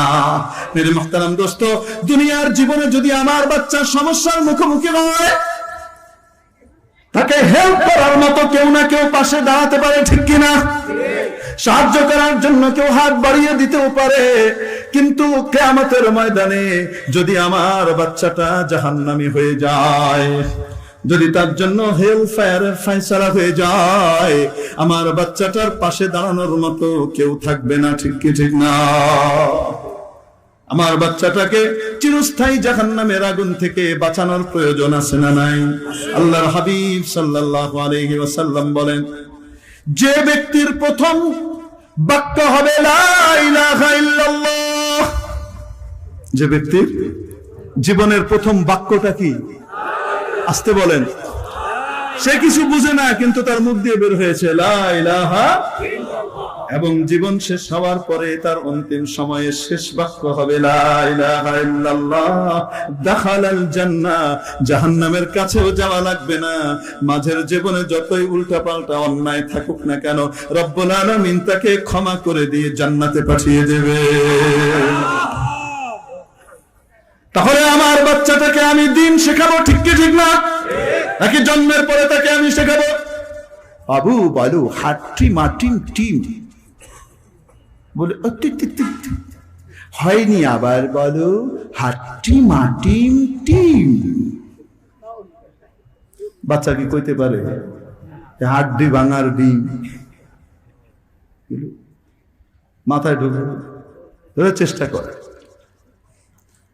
অনেকদিন আগের কথা, আমি মুগদাপাড়ায় গেলাম। ওখানে আমার এক বন্ধু ছিলেন, আমার সাথে পড়তেন, তারা বড় ধনী মানুষ ছিলেন। কয়েকটা বাড়ি আছে তাদের মুগদাপাড়ায়, এক টানা এক জায়গাতে, জমিদার টাইপের মানুষ। দাওয়াত করে নিয়ে গেল একবার, তো তাদের বাড়িতে বেড়াতে এসছে। পাশের বাড়ি থেকে একটা ছোট্ট বাচ্চা, ওই ছোট্ট বাচ্চাটাকে সে মজা করে আমাকে বলছে দোষ দেখ কয় কি কয়। সে কথা বলতে পারে না বাচ্চাটা, সে শুধু একটা বাক্যই বলতে পারে, কি কি কয়, এই কত দেহি মদন গাজী। তো পিচ্ছি করতেছে মদন গাজী কাষ্টা, মদন গাজী কাষ্টা। তাকে শেখানো হচ্ছে, তার এনভায়রনমেন্ট তাকে শেখাচ্ছে, তার সোসাইটি তাকে শেখাচ্ছে, তার আশপাশ তাকে শেখাচ্ছে মদন গাজী কাষ্টা। হাসার জিনিস না। এই বাচ্চাটার কি দোষ? এই বাবুটাকে যদি শেখানো হতো লা ইলাহা ইল্লাল্লাহ, কচি অবস্থায় তার দিলের মধ্যে যেটা গেঁথে যেত, বসে যেত, জীবনে যতই এদিক ওদিক যাক না কেন, কোন না কোন সময় তার ওই শৈশবকালীন লা ইলাহা ইল্লাল্লাহর ধাক্কা তাকে ফিরিয়ে আনত। কে ক্ষতি করলো বাচ্চাটা? এজন্য আমরা বলি না, বরং নবীজি বলেন কুল্লু মাউলুদিন ইউলাদু আলাল ফিতরাহ। প্রত্যেক মানুষ, প্রত্যেক নবজাতক জন্ম লাভ করে ইসলামী স্বভাবের উপর। প্রত্যেক নবজাতক, চাই হিন্দুর ঘরে জন্মাক, মুসলমানের ঘরে জন্মাক, চাই খ্রিস্টানের ঘরে জন্মাক, চাই অগ্নি পূজকের ঘরে জন্মাক, চাই নাস্তিকের ঘরে জন্মাক, বাচ্চাটা যখন জন্ম নেয় তার স্বভাবটা থাকে ইসলামী স্বভাব। আল্লাহ তাকে ফ্রেশ করে জন্ম দেয়। ফাআবাওয়াহু ইউগাউইদানিহি, তার বাবা মা তাকে ইহুদি বানায়, আও ইউনাসসিরানিহি, অথবা খ্রিস্টান বানায়, আও ইউমাজ্জিসানিহি, অথবা তাকে অগ্নি পূজক বানায়, অগ্নি উপাসক বানায়, সূর্যের উপাসক বানায়। এক কথায় তার এনভায়রনমেন্ট, তার সোসাইটি, তার মুরব্বীরা তাকে যেভাবে গড়ে সে সেভাবে আগায়, ঠিক কিনা? হ্যাঁ, এজন্য আমাদের উচিত সবচেয়ে বড় দামি সম্পদ আমার কাছে যে দিয়েছেন আল্লাহ রাব্বুল আলামিন, আমার সন্তান আমার জন্য সবচেয়ে বড় দামি সম্পদ। এই বাচ্চাটাকে সত্যিকারের সম্পদ হিসেবে গড়ে তোলার জন্য সর্বপ্রথম উদ্যোগ নেওয়া উচিত, যেন তার মধ্যে ইসলামী স্বভাবের বিকাশ ঘটে। কখন ঘটবে? আমি অনইসলামিক জীবন যাপন করব আর আমার বাচ্চার ভিতরে ইসলামিক স্বভাবের বিকাশ ঘটবে। তাহলে আমাদের মধ্যে ইসলামের চেতনা আনার দরকার আছে না নাই?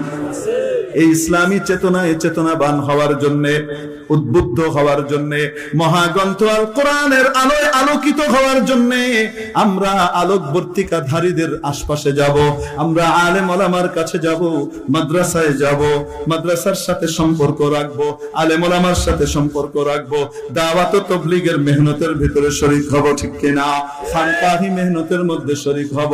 উদ্দেশ্য, এই সবগুলার উদ্দেশ্য হলো বান্দাকে আল্লাহর সাথে জড়িয়ে দেওয়া, বান্দাকে মহাগ্রন্থ আল কোরআনের আলোর সাথে জড়িয়ে দেওয়া।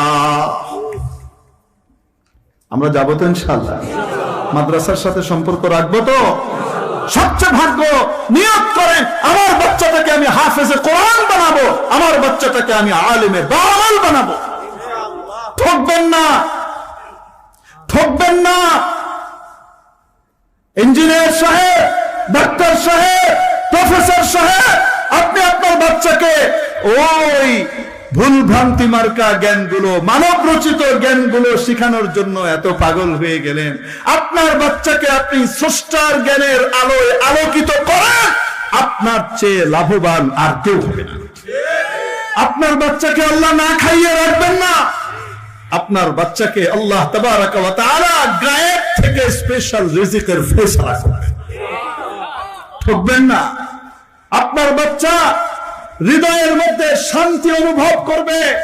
আপনার বাবু বড় হওয়ার পরে দুনিয়ার সবকিছু ছাড়তে পারে, কিন্তু মা বাবাকে সে কোনো সময় ছাড়তে পারবে না। বিশ্বাস না হলে যান, ওল্ড হোম গুলো দেখেন, বৃদ্ধ নিবাস গুলো দেখেন, জরিপ চালান, খোঁজ নেন, পাবেন বড় বড় ধনীর বাবা মাকে পাবেন, বড় বড় শিল্পপতির বাবা মাও পেতে পারেন, ডাক্তার ইঞ্জিনিয়ারের বাবা মাও পেতে পারেন। তবে কোন ওল্ড হোম খুঁজে, কোন বৃদ্ধ নিবাস খুঁজে কোন জায়গাতে একজন মুয়াজ্জিন, একজন ইমাম, একজন আলেম, একজন হাফেজের বাবা মা খুঁজে পাবেন না। বিশ্বাস না হলে দেখে আসুন। কেন? তার ইসলাম তাকে শিখিয়েছে দুনিয়াতে তোমার সবচেয়ে বড় দামি নিয়ামত আল্লাহ তোমাকে দিয়েছেন তোমার বাবা মা। বাবা মা এত বড় দৌলত, এত বড় নিয়ামত। একবার বাবার দিকে, একবার মায়ের দিকে ভালোবাসার মহব্বতের দৃষ্টিতে একবার তাকালে আল্লাহর হাবিব বলেন একটা কবুল হজের সওয়াব দিয়ে দাও। বাবাকে একবার ভালোবাসার দৃষ্টিতে দেখলে, মাকে একবার ভালোবাসার মহব্বতের দৃষ্টিতে দেখলে সাথে সাথে একটা কবুল হজের সওয়াব দেওয়া হয়। কত বড় নিয়ামত। বাবা মা যখন সন্তানের জন্য দোয়া করে, রব্বুল আলামিন যেই দোয়াগুলাকে ফিরিয়ে দেন না তার মধ্যে একটা হলো বাবা মার দোয়া। বাবা মা যখন সন্তানের জন্য ভালো দোয়া করে, খুশি হয়ে মন থেকে দোয়া করে, সেই দোয়া মাওলায়ে কারীম সাথে সাথে আরশে আজিমে উঠিয়ে নেন। এত বড় নিয়ামত জান্নাত। জান্নাত মায়ের পায়ের তলায় আল্লাহ জান্নাত রেখে দিয়েছেন। খেদমত করো, সেবা করো। নারীর মর্যাদা ইসলাম কোত্থেকে কোথায় দিল দেখেন। আমার কথা না, এক খ্রিস্টান দার্শনিক গবেষকের কথা। উনি বলেন মুহাম্মদ দুনিয়াতে আসার আগে নারীর মর্যাদা ছিল দাস-দাসীর তুলনায়। নারীকে বলা হতো শয়তানের হাতিয়ার আর ক্রীড়ানক। নারীকে মনে করা হতো অভিশপ্ত। আর মুহাম্মদ আসলেন, ইসলাম দিলেন, নারীকে এত উপরে উঠালেন, এত উপরের মর্যাদায় নিয়ে গেলেন, প্যারাডাইস এবং জান্নাত তার পায়ের নিচে চলে আসলো। মায়ের মর্যাদা। এরে মুহতারাম দোস্ত, বাচ্চাকে ইসলাম শেখান, ঈমান শেখান, দ্বীন শেখান। বাচ্চা আপনার ইহকালেও কাজে লাগবে, আখিরাতেও কাজে লাগবে। এই বাচ্চার কারণে আপনার জান্নাতের বিশাল ফয়সালা হবে। জান্নাতের রাজা রানী হিসেবে, কিয়ামতের দিনের সম্রাট আর সম্রাজ্ঞী হিসেবে আপনার অভিষেক হবে। আপনার মাথায় এমন মুকুট পরানো হবে, যে মুকুটের আলো 9,30,00,000 মাইল দূরের এই সূর্য যদি কারো ঘরের মধ্যে আসা সম্ভব হতো, তাহলে যে দীপ্তি ছড়াতো সেই আলোকেও হার মানিয়ে দেবে। এই মর্যাদা হাফেজে কোরআনের বাবা মাকে আল্লাহ তাআলা দেবেন। বানাবো তো দুনিয়া চিরকাল থাকবো না চলে যাবো? এজন্যই আল্লাহ রাব্বুল আলামিন এই জ্ঞানের জ্ঞানীদেরকে কত ভালোবাসেন, কত ভালোবাসেন। নিজে নিজে নিজে নিজে তাসাল্লি দিচ্ছেন, নিজে তাসাল্লি দিচ্ছেন। তাসাল্লি দিচ্ছেন মানে কি? সান্ত্বনা দিচ্ছেন। ও কোরআনের ইলমওয়ালা, ও কোরআনের জ্ঞানের জ্ঞানী, দুনিয়াতে তোমার হয়তো টাকা পয়সা তেমন নাই, আমি এই জ্ঞান যাদেরকে দিই সাধারণত তাদের টাকা পয়সা কমই থাকে, বিত্ত বৈভব কমই থাকে। অন্যের গাড়ি বাড়ি, বিশাল অট্টালিকা, প্রাসাদোপম প্রাসাদ বাড়ি, আর তার বিশাল মিল ফ্যাক্টরি, দামি দামি গাড়ি ইত্যাদি দেখে, মনোমুগ্ধকর বিষয়গুলো দেখে তুমি হীনম্মন্যতায় ভুগো না, তুমি হীনম্মন্যতায় ভুগো না। তোমাকে আমি যে জিনিস দিয়েছি এর চেয়ে দামি জিনিস, এর চেয়ে মূল্যবান জ্ঞান পৃথিবীতে আর নাই। তোমাকে যা দিয়েছি তুমি কল্পনা করে দেখো, রব্বুল আলামিন নিজেই সান্ত্বনা দেন, কুল বিফাদলিল্লাহি ওয়া বিরহমাতিহি, ও নবী আপনি বলে দেন এই কোরআনের জ্ঞান অর্জন করতে পারে মানুষ একমাত্র আল্লাহর অনুগ্রহে এবং তার বিশেষ কৃপা আর দয়ায়। চাইলেই হয় না, এজন্য চাইলেই বাচ্চা আলেম আর হাফেজ হয়ে যাবে তা নয়, চাইতে থাকতে হবে উপরে, আল্লাহ আমার বাচ্চাগুলাকে তুমি হাফেজে কোরআন, আলেমে বা আমল হিসেবে কবুল করো। মুরব্বীদের কাছে, নেককার মানুষদের কাছে দোয়া চাইতে থাকতে হয়, আমার বাবুগুলার জন্য দোয়া করেন আল্লাহ যেন তাদের একজনকেও মাহরুম আর বঞ্চিত না করে, কোরআনের ইলম আর আলো দিয়ে তাদেরকে যেন আলোকিত করে দেয়। প্রিয় উপস্থিতি, বলছিলাম রব্বুল আলামিন বলেন, কুল বিফাদলিল্লাহি ওয়া বিরহমাতিহি ফাবিযালিকা ফালইফরাহু, শুধুমাত্র এই কোরআনকে দিয়ে তাদের আনন্দ করা উচিত, এই কোরআন নিয়ে তাদের প্রাউড ফিল করা উচিত, এই কোরআন নিয়ে তাদের মজা এবং স্বাদ নেওয়া উচিত। কেন? হুয়া খায়রুম মিম্মা ইয়াজমাউন, কারণ তাবৎ বিশ্বের, গোটা বিশ্বের সকলে মিলে যা কিছু সংগ্রহ করছে, যা কিছু জমা করেছে, যে সম্পদ উপার্জন করেছে, এই সব কিছুকে এক পাল্লা রাখলে তোমাকে যা দিয়েছি সে কোরআন তার চেয়ে অনেক বেশি দামি। দুনিয়ার পৃথিবীর সমুদয় সম্পদ একটা সময় সম্পদশালীর হাত ছাড়া হয়ে যাবে, হয়তো সম্পদ তার জীবদ্দশায় চলে যাবে, অথবা সে চলে যাবে আর সম্পদ থেকে যাবে, ঠিক কিনা? নাকি মিল ফ্যাক্টরি, বাড়ি গাড়িগুলা কবরওয়ালার সাথে কবরে যায়, যায় নাকি? যায় না, যাবে না, যায় না, যাবে না। হাসরেও কি যাবে? মানুষ যায় ভরা হাত না, খালি হাত, খালি হাতে যায়। ধনের ধন তার সাথে না গেলেও, সম্পদশালীর সম্পদ তার সাথে না গেলেও, ক্ষমতাবানের ক্ষমতাও তার সাথে না গেলেও, তার সাথে কোরআন তার সাথে সাথে সফর করতে থাকে। নবীজি সাল্লাল্লাহু আলাইহি ওয়াসাল্লাম হাদিসে পাকের মধ্যে ইরশাদ করেন, যখন কাউকে কবরে রাখা হয়, আত্মীয় স্বজন যখন সরে যায়, তখন সে নির্জনতা এবং একাকিত্বে ভুগতে থাকে, লোনলি ফিল করতে থাকে। আল্লাহ তাবারক ওয়া তাআলা তার এক একটা আমলকে এক এক রূপ দিয়ে তার ডানে বামে, পায়ের কাছে, মাথার কাছে পাঠিয়ে দেয়। তার কোরআনে কারীম তার মাথার কাছে এসে বসে যায়। আরেক হাদিসের মধ্যে আসে রব্বুল আলামিন তার সমস্ত নেক আমলকে একত্রিত করে এক সুন্দর যুবকের আকারে তার সামনে পাঠিয়ে দেন। সে জিজ্ঞেস করে, এই অন্ধকার ঘরের ভিতরে তুমি কোথা থেকে আসলা?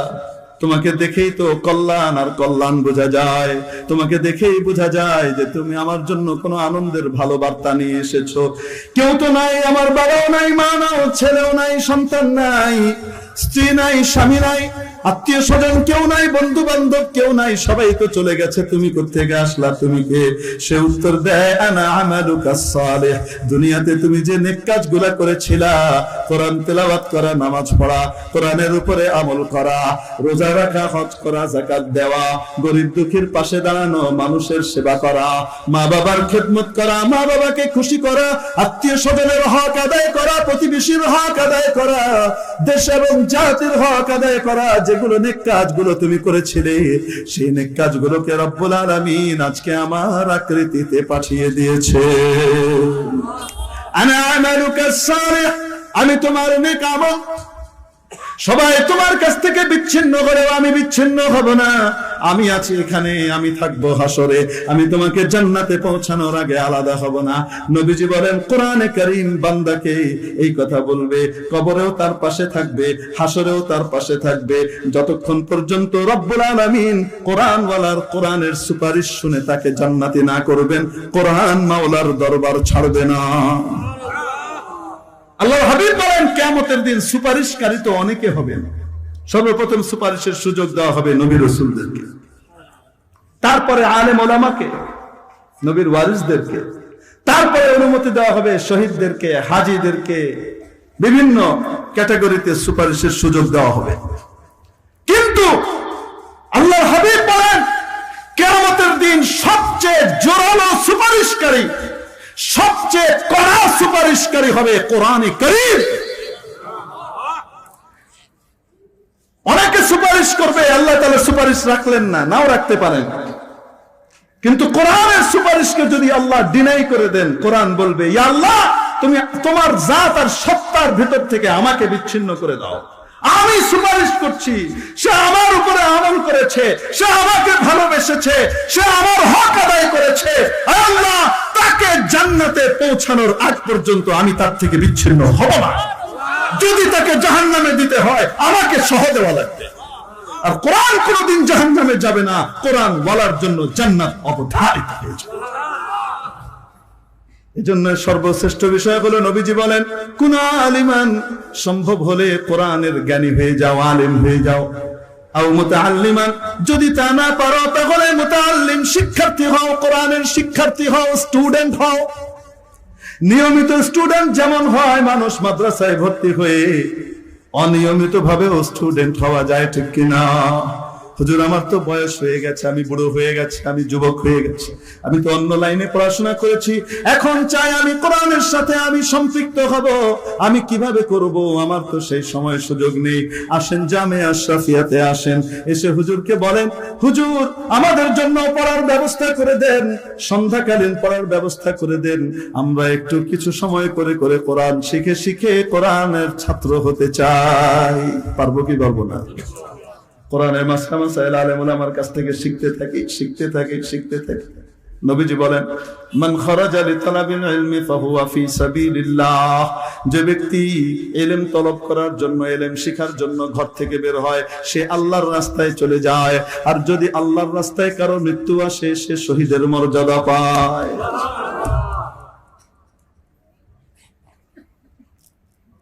নবীজি বলেন যে দিন শিখার জন্য, ইলম শিখার জন্য, কোরআন শিখার জন্য বের হয়, সে আল্লাহর রাস্তায় চলে যায়। আপনারাই বলেন আল্লাহর রাস্তার মধ্যে যদি কেউ মারা যায়, সে কোন মর্যাদা পায়? কত বড় মর্যাদার জিনিস! শিখবো তো ইনশাআল্লাহ। যদি তাও না পারো, অতটুকুও যদি করতে না পারো, তাহলে তুমি আলেম ওলামাকে ভালোবেসো, আলেম ওলামাকে সাহায্য করো, ইলমওয়ালাকে সাহায্য করো। পঞ্চম ব্যক্তি হইও না, ধ্বংস হয়ে যাবে। এজন্য আলেম ওলামার বিরুদ্ধে যদি কেউ অবস্থান নেয়, কপাল পোড়া, কপাল পোড়া, কপাল পোড়া। মেরে মুহতারাম দোস্ত বুজুর্গ, বলছিলাম আল্লাহ রাব্বুল আলামিন আমাদেরকে কি জানালেন? যে আয়াতগুলো পড়েছিলাম আপনাদেরকে সেগুলোর তর্জমা করে শেষ করে দিচ্ছি। বলছিলাম দুনিয়াতে জ্ঞান কয় প্রকার? একটা সৃষ্টির উদ্ভাবিত জ্ঞান আর একটা স্রষ্টা প্রদত্ত জ্ঞান, ঠিক কি ঠিক না? দুই রকমের জ্ঞান। এক রকমের জ্ঞান মানুষকে জানোয়ার থেকে পৃথক করতে পারে না, মানুষের কালচার আর জানোয়ারের কালচার একই রকম বহাল রাখে। আরেক রকমের জ্ঞান মানুষকে জানোয়ারের স্তর থেকে বের করে আরশের কাছাকাছি জান্নাতের মেহমান হওয়ার মতো যোগ্যতাওয়ালা বানিয়ে দেয়। দুই রকমের জ্ঞান। বলবো নাকি? হ্যাঁ। আপনার দেশে গরু আছে, মোষ আছে, ছাগল আছে। এরা যখন পেশাব করে, কোনোদিন দেখেছেন এরা বসে পেশাব করে? কিভাবে পেশাব করে? কয় নাকি? আরে গরুর যদি পেশাব লাগে, বসা থাকলেও দাঁড়িয়ে যায়, বলে নাকি? মহিষের যদি পেশাব লাগে বসা থাকলেও কি করে?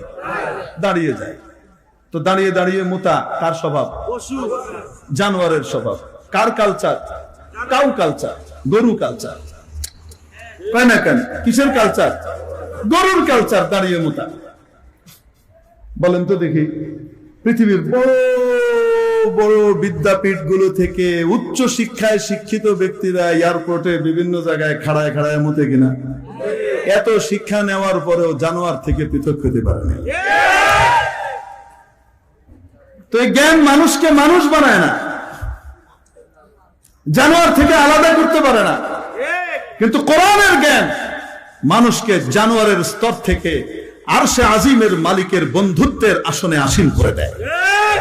মহাবিশ্বের প্রতিপালকের সাথে তাকে সম্পৃক্ত করে দেয়। দেয় কি দেন? হ্যাঁ, যারা মাদ্রাসায় পড়ে দাঁড়িয়ে মুততে দেখছেন, শুধু মাদ্রাসায় পড়ে তা না, ওই সমস্ত ইঞ্জিনিয়ার, ডাক্তার, ব্যবসায়ী, পেশাজীবী, কৃষক যারা মাদ্রাসাওয়ালাদের সাথে উঠা বসা করে, যারা তবলিগওয়ালাদের সাথে উঠা বসা করে, যারা খানকায় বড় বড় আল্লাহওয়ালাদের সাথে আসা যাওয়া করে, উঠা বসা করে, তবলিগের কোন লোককে দেখছেন খাড়ায় খাড়ায় মুততে?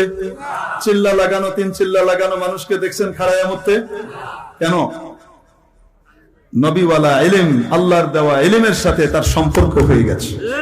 সে ওই আলোয় আলোকিত হচ্ছে, যার কারণে সে জানোয়ারের স্তর থেকে বেরিয়ে এসে মানুষের স্তরে চলে যাচ্ছে। আর মানুষের দাম কত? আহা, মানুষের দাম তো 7 আসমানের উপরে। বিশ্বাস হয় না? আপনি আমি অনেক উপর থেকে এসেছি। আমার আপনার রূহ জগৎ থেকে এসেছে, যেটা 7 আসমানের উপরে, ওখান থেকে আসে। আবার যদি এখানে মানুষের মতো মানুষ হতে পারে, কোরআনের ইলমের আলোয় আলোকিত হতে পারে, ঐশী জ্ঞানের আলোয় আলোকিত হয়ে জীবন যাপন করতে পারে, চাই সরাসরি জ্ঞানী হোক, চাই জ্ঞানীর সংস্পর্শে গিয়ে নিজেকে জ্ঞানের আলোয় আলোকিত করুক, সবাই আলেম হতে পারবে, সবাই হাফেজ হতে পারবে, সবাই মুফতি হবে, এটা জরুরি না। আপনার বাচ্চা ইঞ্জিনিয়ার হোক, ডাক্তার হোক, আপনার বাচ্চা পেশাজীবী হোক, আপনার বাচ্চা বিজনেসম্যান হোক, বিজনেস ম্যাগনেট হোক, বড় শিল্পপতি হোক, কিন্তু আপনার বাচ্চাকে মুসলমান বানান, দিনদার বানান, প্রত্যেকেই আল্লাহ ওয়ালা হতে পারে। ঠিক কি ঠিক না? আল্লাহ ওয়ালা হতে পারে কি পারেন?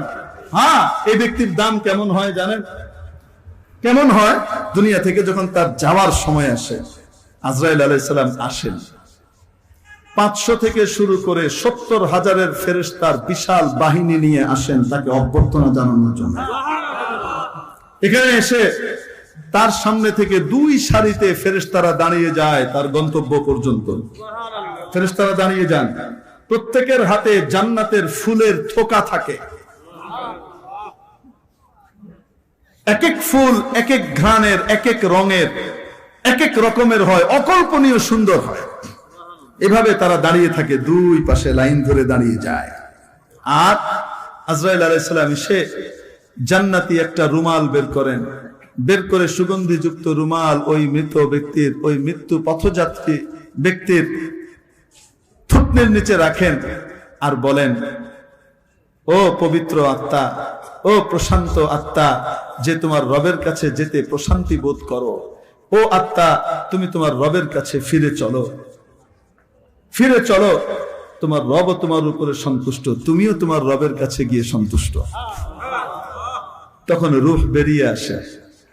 হযরত আজরাইল আলাইহিস সালাম ওই রূহকে এভাবে জান্নাতি রুমালে মুড়ে উপর দিকে যেতে থাকেন। ফেরেশতারা 2 পাশ থেকে তাকে সুসংবাদ শোনাতে থাকে, জান্নাতের সুসংবাদ। আপনি এখানে একা নন, আমরা আপনার সাথে আছি। দুনিয়াতেও আমরা আপনার বন্ধু ছিলাম, আপনি দেখতে পেতেন না, এখনো আমরা আপনার বন্ধু, এখন আমাদেরকে আপনি আপনার পাশে পাবেন।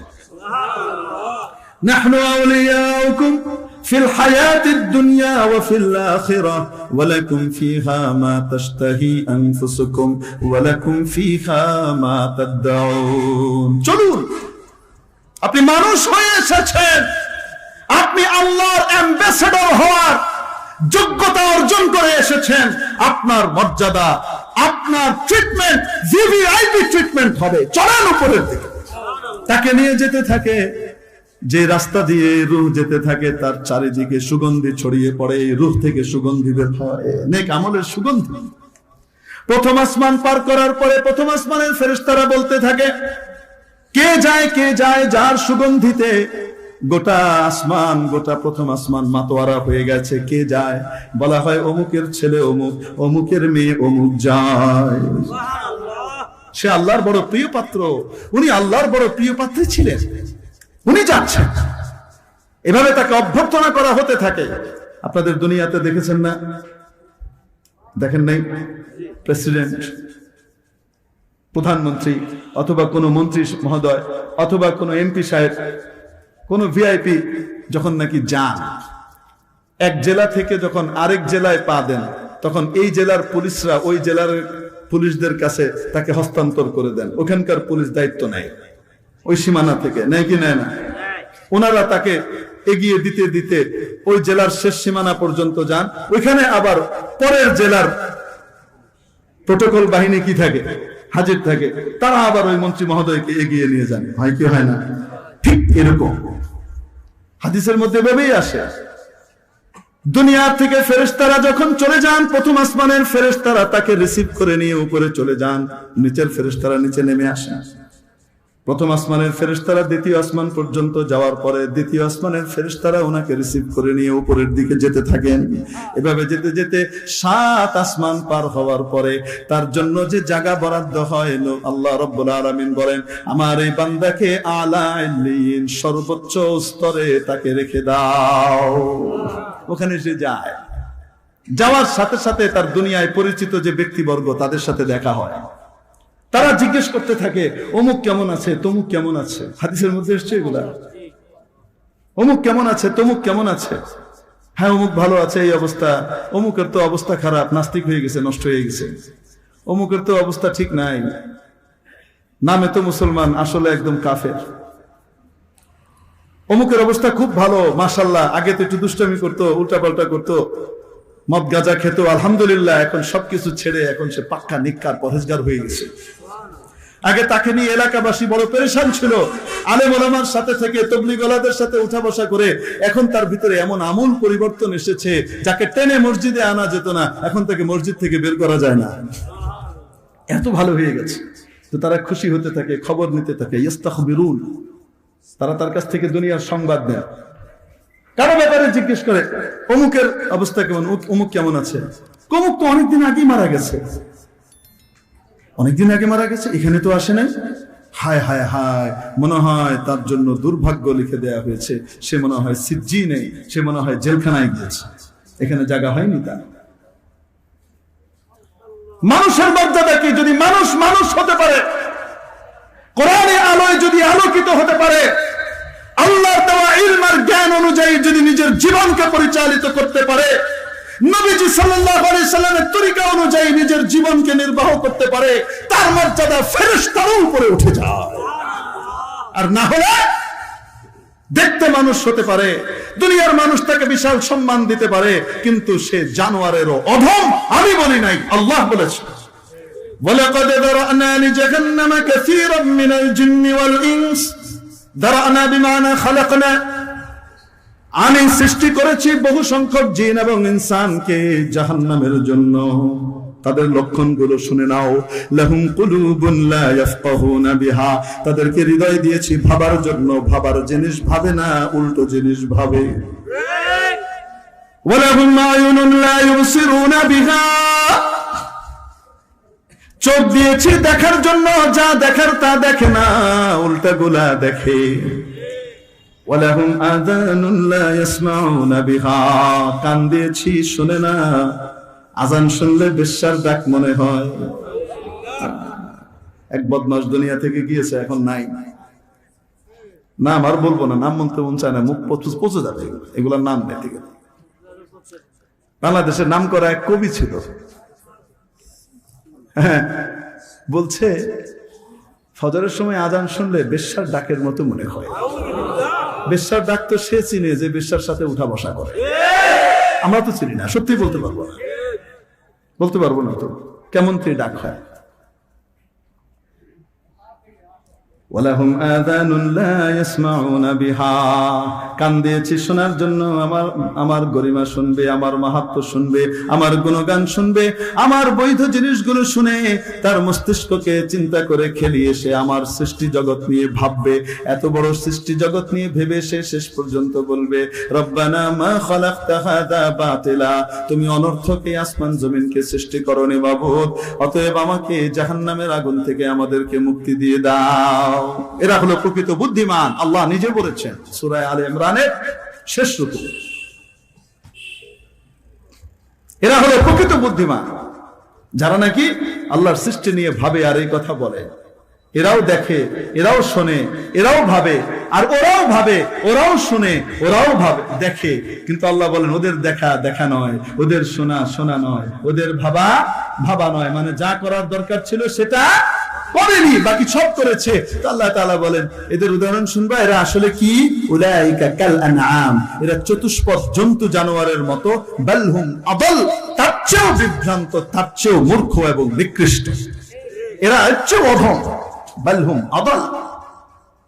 অপরদিকে যদি মানুষ মানুষ হয়, কোরআনে আলোয় আলোকিত হয়, জানোয়ার থেকে সে মানুষ হয়ে যায়, তার মর্যাদা ফেরেশতারও উপরে চলে যায়। বলবো নাকি? কোরআনের সবচেয়ে বড় সূরাটার নাম জানেন? হ্যাঁ, প্রথম পারার প্রথম সূরা আলিফ লাম মিম, সূরা বাকারা। বাকারা মানে কি? গাই, গরু, গাভী। ঠিক কি ঠিক না? কোরআনের কয়টা সূরা আছে মোট? 114টা সূরা, তাই না? পরেরটা আলে ইমরান, এর পরেরটা নিসা, এর পরেরটা মাইদা, এর পরে আনআম, আরাফ, চলছে একটার পর একটা। এগুলো আপনাদের সবার মনে থাকবে না, কিন্তু শেষের গুলো তো মনে আছে, তাই এটা বলি। কুল হুয়াল্লাহু আহাদ, সূরা ইখলাস, তারপরের সূরা ফালাক, মাশাআল্লাহ সবাই জানে। তারপরের সূরা নাস, এরপরের সূরা আর নাই, শেষ সূরা। তো শেষ সূরা হলো সূরা নাস, কোরআনের শেষ সূরা। নাস মানে কি? মানুষ। এখন বলেন দেখি, কোরআনের সবচেয়ে বড় সূরা যেটা প্রথম পারার প্রথম সূরা, সূরা ফাতিহা তো হলো সবকিছুর সমষ্টি। এমন মুখবন্ধ, এমন ভূমিকা, এমন সূচনা, যার মধ্যে গোটা কোরআনের পুরা 30 পারা সবকিছু আল্লাহ ঢুকিয়ে দিয়েছেন। কিন্তু পারাটা শুরু হয় আলিফ লাম মিম থেকে, ঠিক কি ঠিক না? সূরা বাকারা থেকে। সবচেয়ে বড় সূরার নাম হলো গায় আর গরু, গাভী। কেন? আর কোন নাম আল্লাহ খুঁজে পেলেন না কোরআনের সবচেয়ে বড় সূরাটার জন্য? কি ইঙ্গিত করলেন? কোরআনী জ্ঞান ছাড়া মানুষ গরুর অদম থাকে। জানোয়ার জানোয়ার জানোয়ার, এই জানোয়ারও মানুষে পরিণত হয়ে যায়। অক্সফোর্ডের শিক্ষিত দাঁড়িয়ে দাঁড়িয়ে মুতে, ঠিক কি ঠিক না? কিন্তু যদি কোরআনের আলোয় আলোকিত হয়, কোরআন শেষ হতে হতে, কোরআনের আমল করতে করতে সে মানুষে পরিণত হয়। নাস মানে কি? মানুষ। নাস মানে কি? তাহলে মানুষ বানানোর প্রক্রিয়া, সিলেবাস আর স্কিম হলো আল কোরআন। এটাই রব্বুল আলামিন সূরা রহমানের প্রথম 3 আয়াতে বলেছেন, আর রহমান, মহাদয়াবান, মহাদয়াবান, মহাদয়াবান, যার উপর বিশেষ দয়া হয়, স্পেশাল দয়া, কৃপা, অনুকম্পা হয়। আল্লামাল কোরআন, তাকে কোরআন শিখান। খালাকাল ইনসান, এবং মানুষ বানান। আল্লাহ তাআলা আমাদের সকলকে মানুষ হওয়ার তৌফিক দান করেন, আমাদের বাচ্চাদেরকে মানুষ বানানোর তৌফিক দান করেন, কোরআনের আলোয় আলোকিত হওয়া, আলোকিত করার তৌফিক দান করেন, আমাদের সকলের বাচ্চাদেরকে শ্রেষ্ঠ মানুষে পরিণত হওয়ার তৌফিক নসিব করেন। ওমা আলাইনা ইল্লাল বালাগ। السلام عليكم ورحمة الله وبركاته. اللهم صل على سيدنا مولانا محمد وآله وصحبه وبارك وسلم. ربنا ظلمنا أنفسنا وإن لم تغفر لنا وترحمنا لنكونن من الخاسرين. أي الله আমাদের জীবনের সব গুনাহ maaf করে দেন। আয় আল্লাহ সমস্ত পাপ পঙ্কিলতা থেকে আমাদেরকে পবিত্র করে দেন। আয় আল্লাহ কোরআনের আলোয় আলোকিত হওয়ার তৌফিক দান করেন। কোরআনের ইলম দ্বারা আমাদেরকে মালামাল করে দেন। আয় আল্লাহ আমাদেরকে সমৃদ্ধ করে দেন। আমাদের সন্তান সন্ততিকে, আমাদের আত্মীয় স্বজনকে, পাড়া প্রতিবেশীকে কোরআনের আলোয় আলোকিত করে দেন। আয় আল্লাহ এই দেশকে কোরআনের আলোয় আলোকিত এবং শিক্ষিত করে দেন। আয় আল্লাহ এই দেশের মধ্যে আপনার খাস রহমত বরকত নাজিল করে দেন। আয় আল্লাহ আপনার হাবিবের সাথে আমাদের ভালোবাসা পয়দা করে দেন। পরওয়ারদিগারে আলম আমাদের সকলকে জান্নাতের পথের পথিক বানিয়ে দেন। ইয়া আল্লাহ যারা অসুস্থ তাদেরকে সুস্থ করে দেন, ঋণগ্রস্তকে ঋণ মুক্ত করে দেন, অভাবের অভাবকে দূর করে দেন, বেরোজগারের জন্য আয় আল্লাহ উত্তম প্রশস্ত হালাল রিজিকের ব্যবস্থা করে দেন। আয় আল্লাহ সকলের কামাই রোজগারের ভিতরে হালাল হওয়ার হালাল ব্যবস্থা এবং আয় আল্লাহ বরকতের ব্যবস্থা আপনি করে দেন। আয় আল্লাহ অনেকের বাড়িতে বিবাহের উপযুক্ত কন্যা, আয় আল্লাহ বিবাহের উপযুক্ত সন্তান সন্ততি, বিবাহের উপযুক্ত আত্মীয় স্বজন রয়ে গেছে। আয় আল্লাহ তাদের জন্য উপযুক্ত জোড়া আর জুড়ির ব্যবস্থা করে দেন। পরওয়ারদিগারে আলম আমাদের প্রত্যেকের মনের নেক বাসনাকে আপনি পুরা করে দেন। আয় আল্লাহ এই মাদ্রাসাকে আপনি কবুল করে নেন, সমস্ত মাদারিসে দ্বীনিয়াকে কবুল করে নেন। আয় আল্লাহ সমস্ত মাসাজিদকে কবুল করে নেন। আয় আল্লাহ খানকাহগুলোকে কবুল করে নেন। আয় আল্লাহ মাকাতিবে দ্বীনিয়াগুলোকে কবুল করে নেন। আয় আল্লাহ মারাকিসে দ্বীনিয়াগুলোকে কবুল করে নেন। এই সবগুলোকে সব রকমের শুরুর ও ফিতন থেকে আপনি হেফাজত করেন। আয় আল্লাহ আমাদেরকে মাদ্রাসা মসজিদ আয় আল্লাহ আপনার দ্বীনের প্রিয় জায়গাগুলোতে খেদমত করার লেগে থাকার তৌফিক নসিব করে দেন। আমাদের ধন সম্পদকে আপনার দ্বীনের জন্য কবুল করে নেন। মাওলায়ে কারীম আমাদের সকলকে কোরআনের আলোয় আলোকিত করে দেন। আয় আল্লাহ দুনিয়া থেকে যাওয়ার সময় ঈমানের সাথে ডেকে নিন। সুবহানা রাব্বিকা রাব্বিল ইজ্জাতি আম্মা ইয়াসিফুন ওয়া সালামুন আলাল মুরসালিন ওয়ালহামদুলিল্লাহি রাব্বিল আলামিন। আমিন আমিন আমিন বিরহমাতিকা ইয়া আরহামার রাহিমিন।